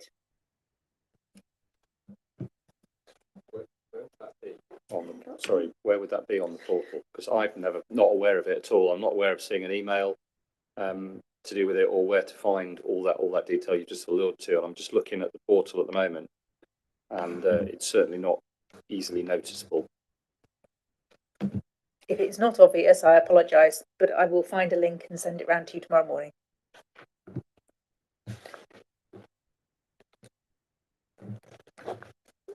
Councillor Way. So if we get that link and there's contact details and so on, are you saying that there isn't a way of us establishing which providers are working in which areas? Not at all. I suspect that information probably is available to the strategic housing team. What I'm saying is I don't expect that's happened just yet. I can certainly ask, but I know that they're very stretched for resources, so it might not be quick if it's not readily available.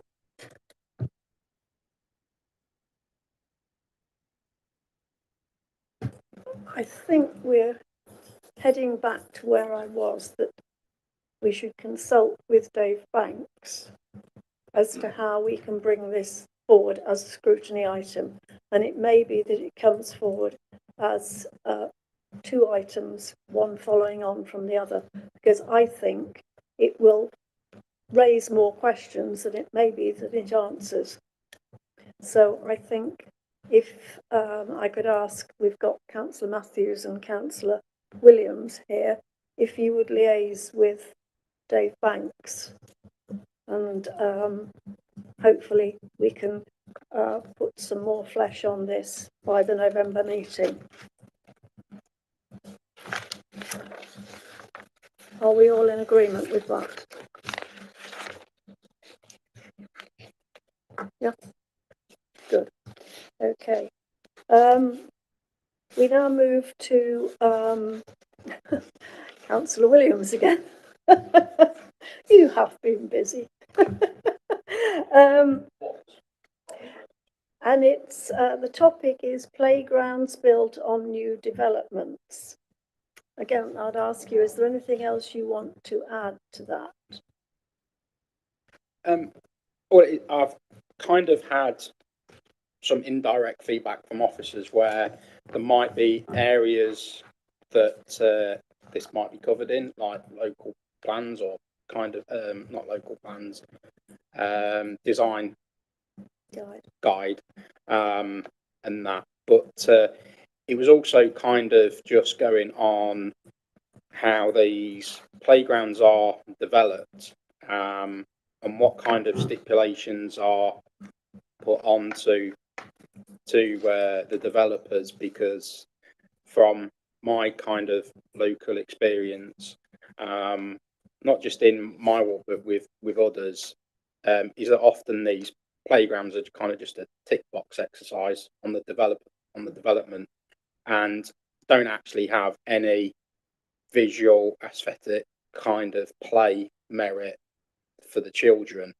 and particularly going into like wet weather, they're impractical as well. So it's just kind of going on and what kind of can be influenced to make them a little bit like more playable and more appealing to the actual audience, where I've been involved in development of play areas in my local area, and part of developing those, we went to the target audience and asked them, and it's kind of just understanding of actually what happens in this. It's like, is it kind of that old adage of adults telling the children what they need, or is it actually the adults listening to the children of what they'd want and what they would like, and then it's going all kind of looking at how we can implement it. But then also it's like, once it's then been built, what kind of stipulations are put on them? Are they the same as what councils have, with having Rossborough come in and identifying kind of items and inspections and all that kind of post kind of thing, and of the safety aspects of these playgrounds and that type of kind of avenues as well, just to kind of just get a better idea with how they go forward. If I might say, this actually cuts across the open space management and infrastructure on new housing developments, which we've already escalated. In addition, we have in fact put out a consultation just recently on play areas. So my feeling is that this is too soon. We need to understand the results of those two pieces of work before we go down this one. Otherwise, we're just duplicating on what's already being done. Absolutely understand what you're saying and totally agree with you, because yes, I think a lot of these things are just tick box exercises, just to get your planning permission through. But yes, I'm afraid that's my feeling, that this is too soon. But I would ask members to comment.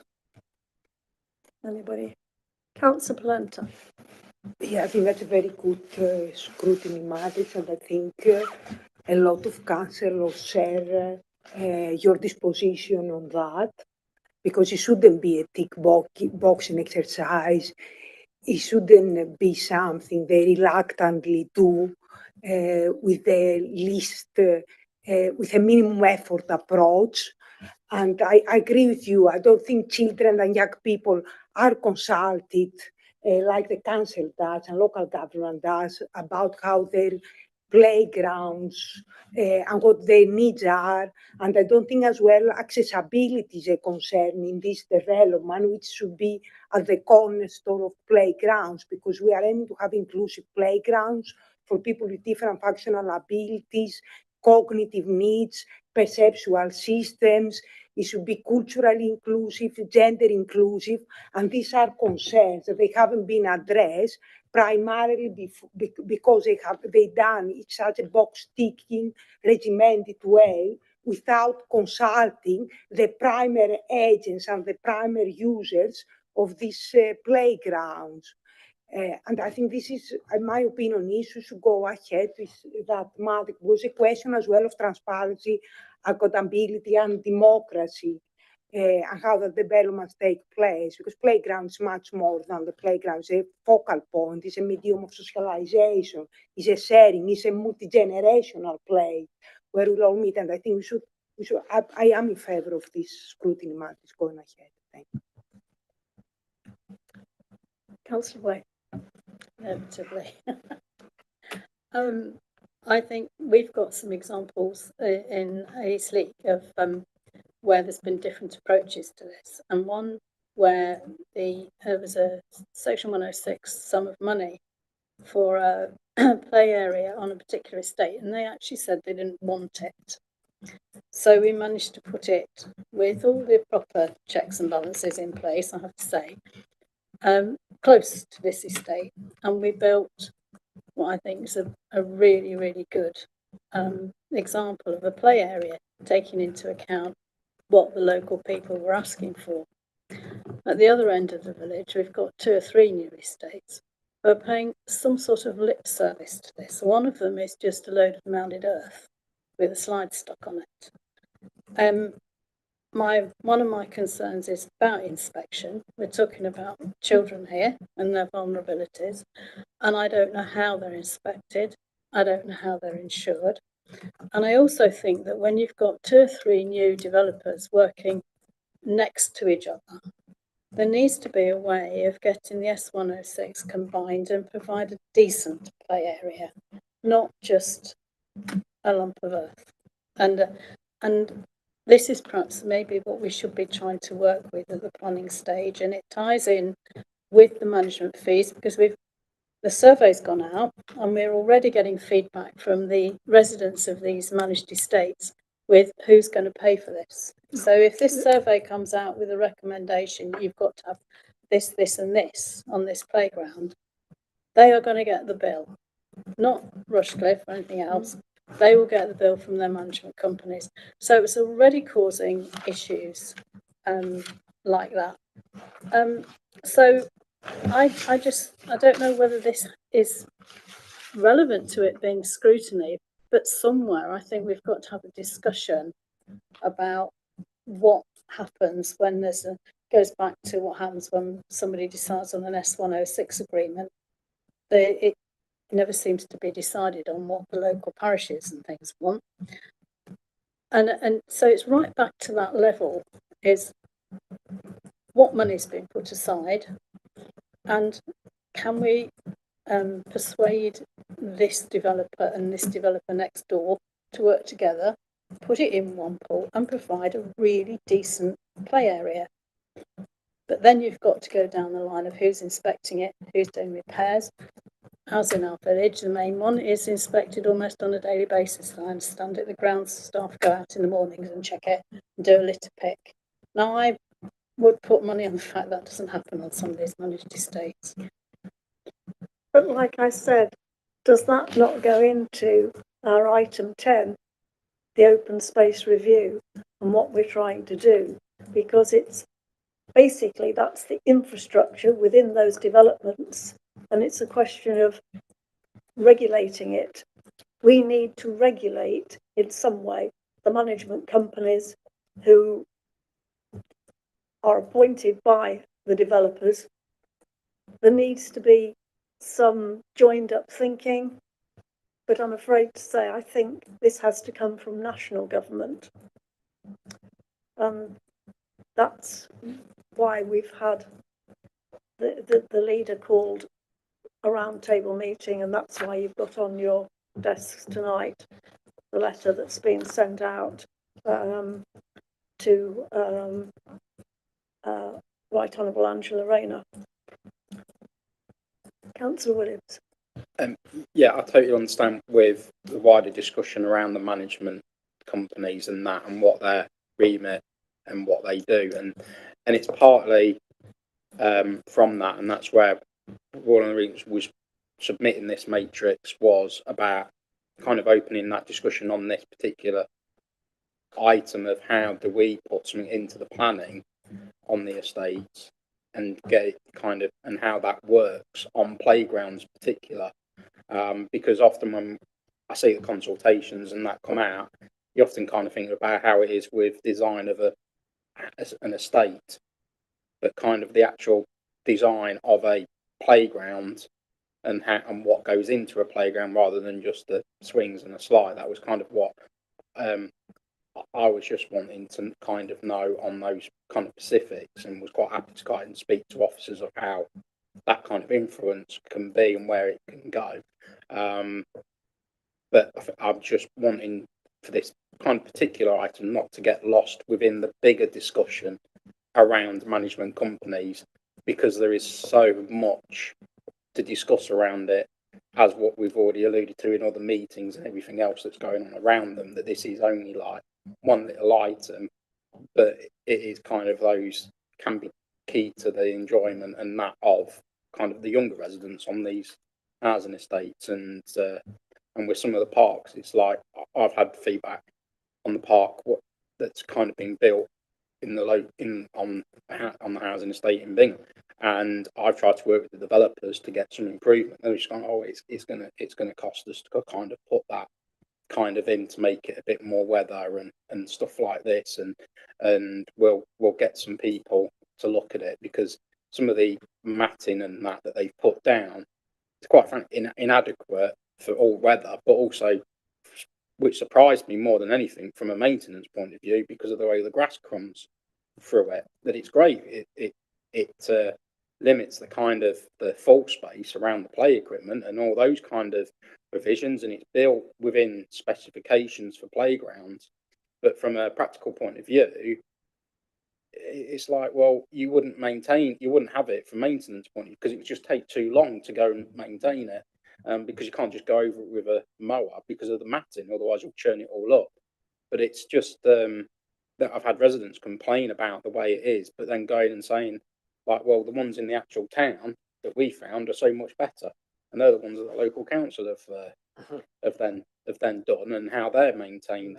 So it's just kind of on this specific issue, but quite happy to kind of speak to officers and that's why I say that I've had kind of feedback, indirect feedback on this, so it's quite happy to discuss There's more a outside. contradiction here in that, as far as I'm aware, because this happened at my local pub, that if a pub provides a play area, it has to be to a certain standard. And yet, we don't seem to be applying that on these new developments. I wonder, are we actually, should this not be raised with the LDF? And I know we've done the design guide.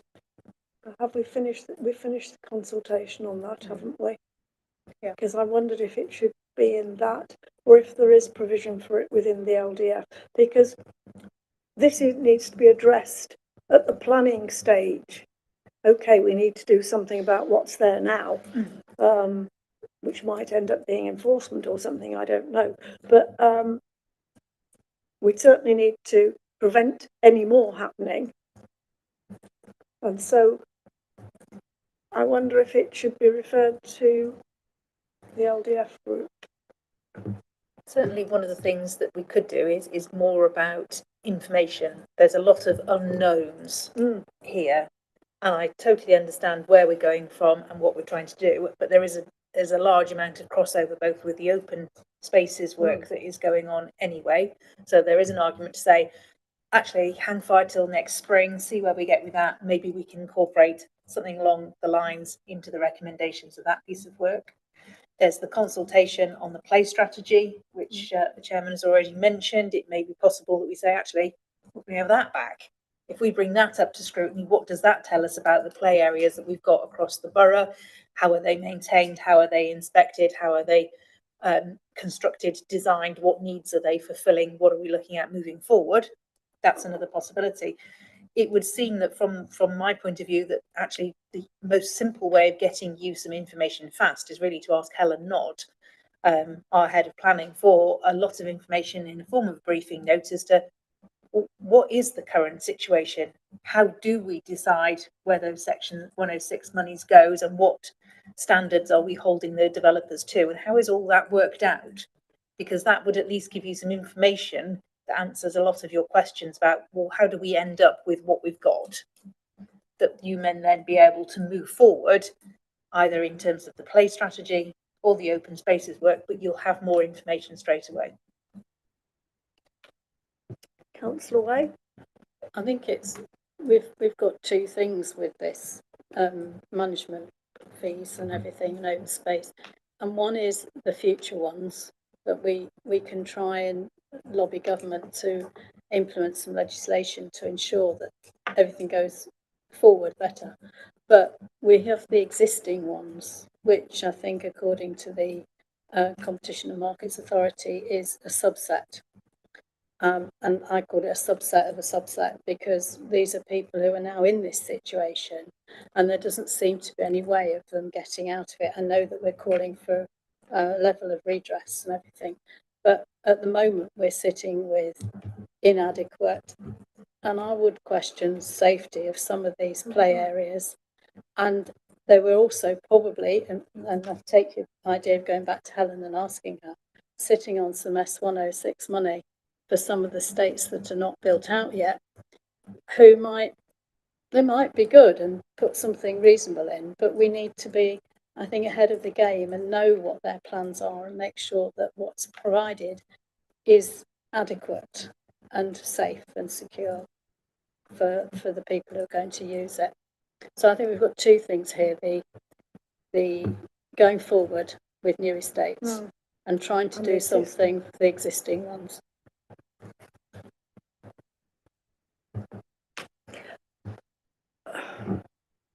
I think we need to take some more advice. I think we need to go back to the officers. I don't think we can go forward with it as a scrutiny item as it is. I think we need some more answers before we ask questions, if that sounds silly. So yes, I think we need to go to Helen Knott and probably Leanne.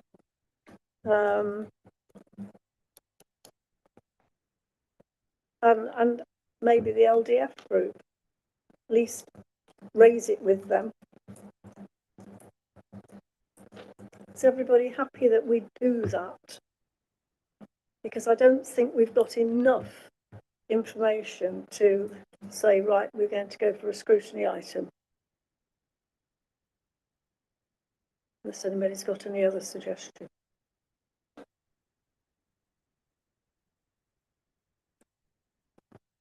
Councillor Edwin. Just sort of summarising some of the things, possibly.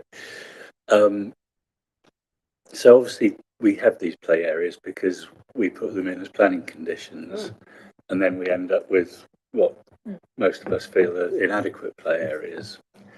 So it is a planning matter at this stage, and we're not getting what we want.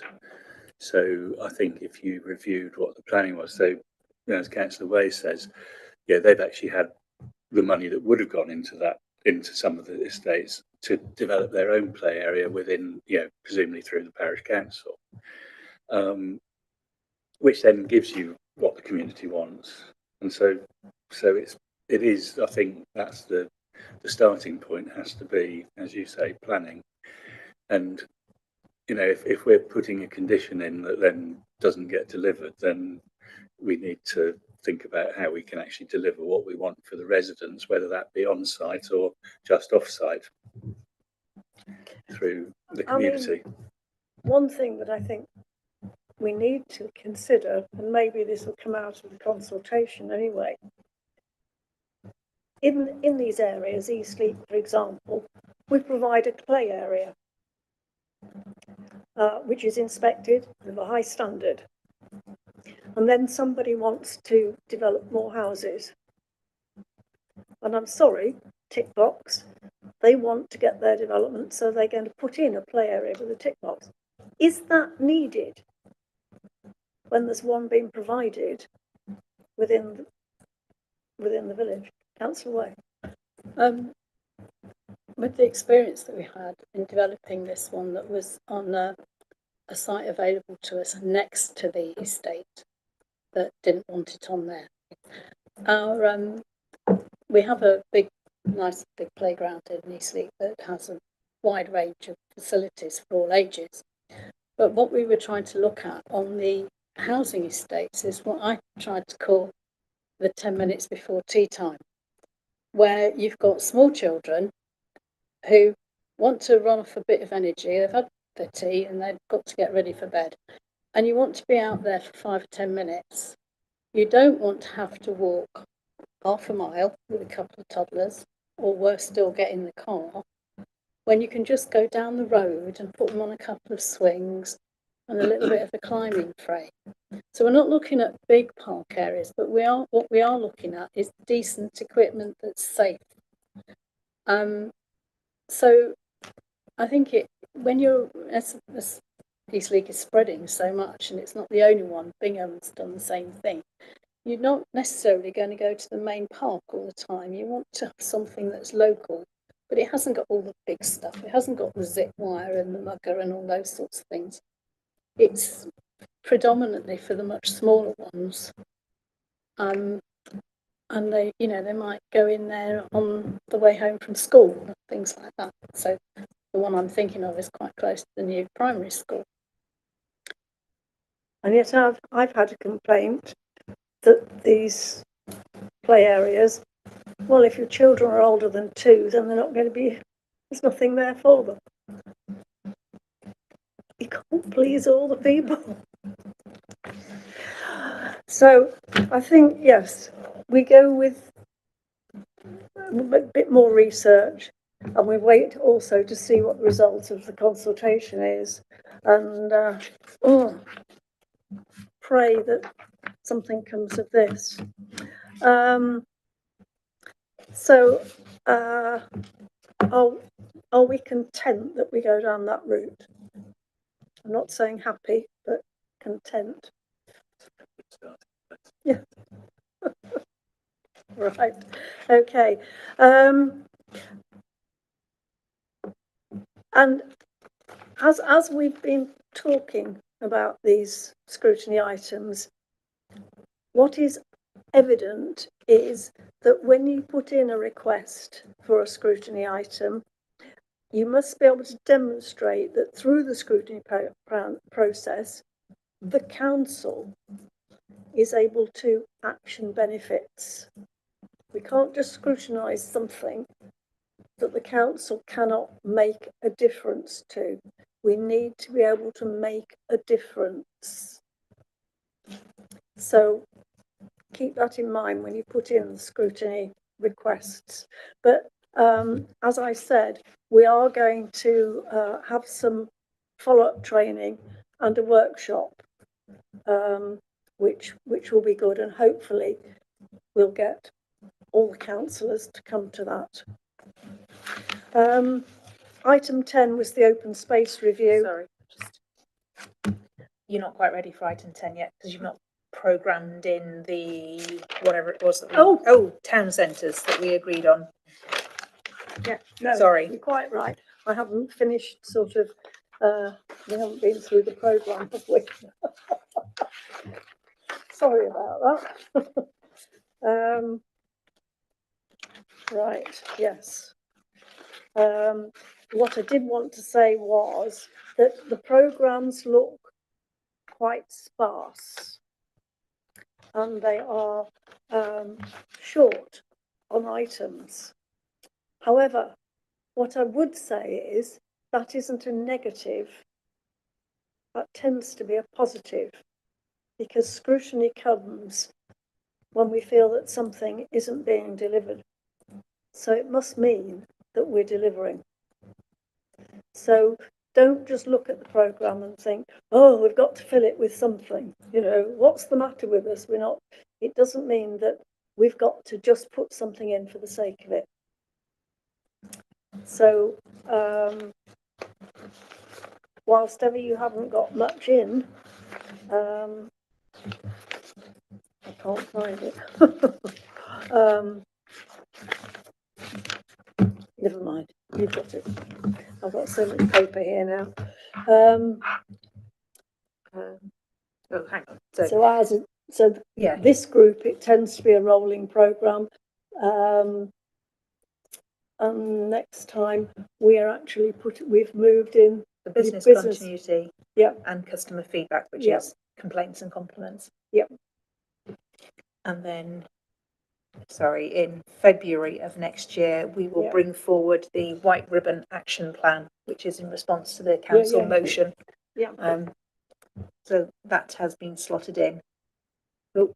Governance is pretty much a standard rolling programme of very exciting items, which we go through, and then growth and development and communities have got a joint scrutiny group in the middle of October about accessible housing, and then neither group has got anything in January, and then growth and development, management of open spaces, the update that we have been talking about will come in March, and in April for communities group you have your annual carbon management plan update.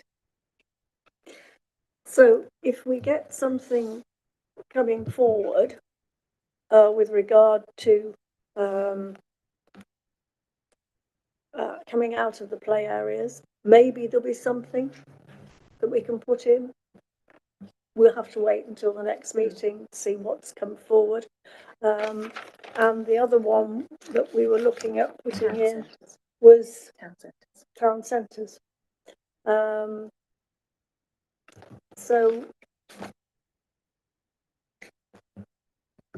if I may, I think the decision is the item that you have decided this evening to put forward for scrutiny is the one that Councillor Williams put forward about town centres.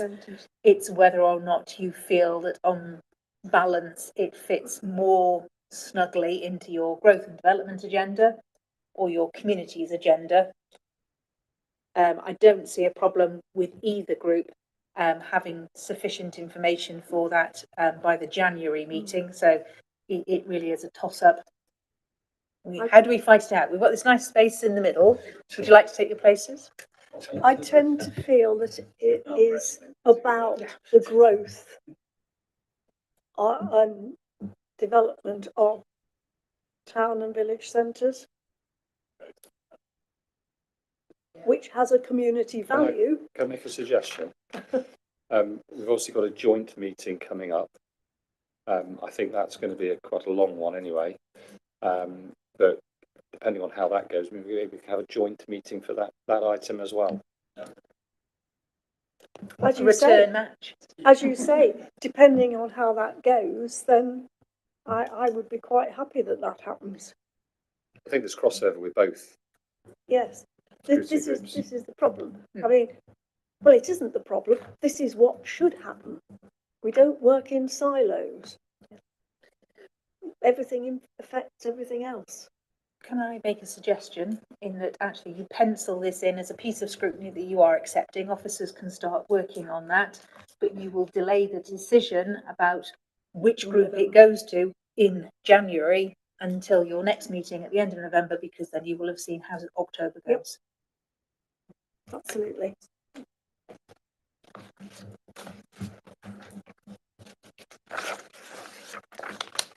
A satisfactory conclusion, I think.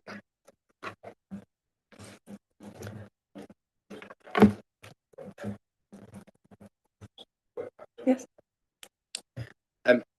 Is there anything that we're potentially in the pipeline from officers that's kind of made for those? Well, like we've had with the play and that and other items, is there coming up potentially?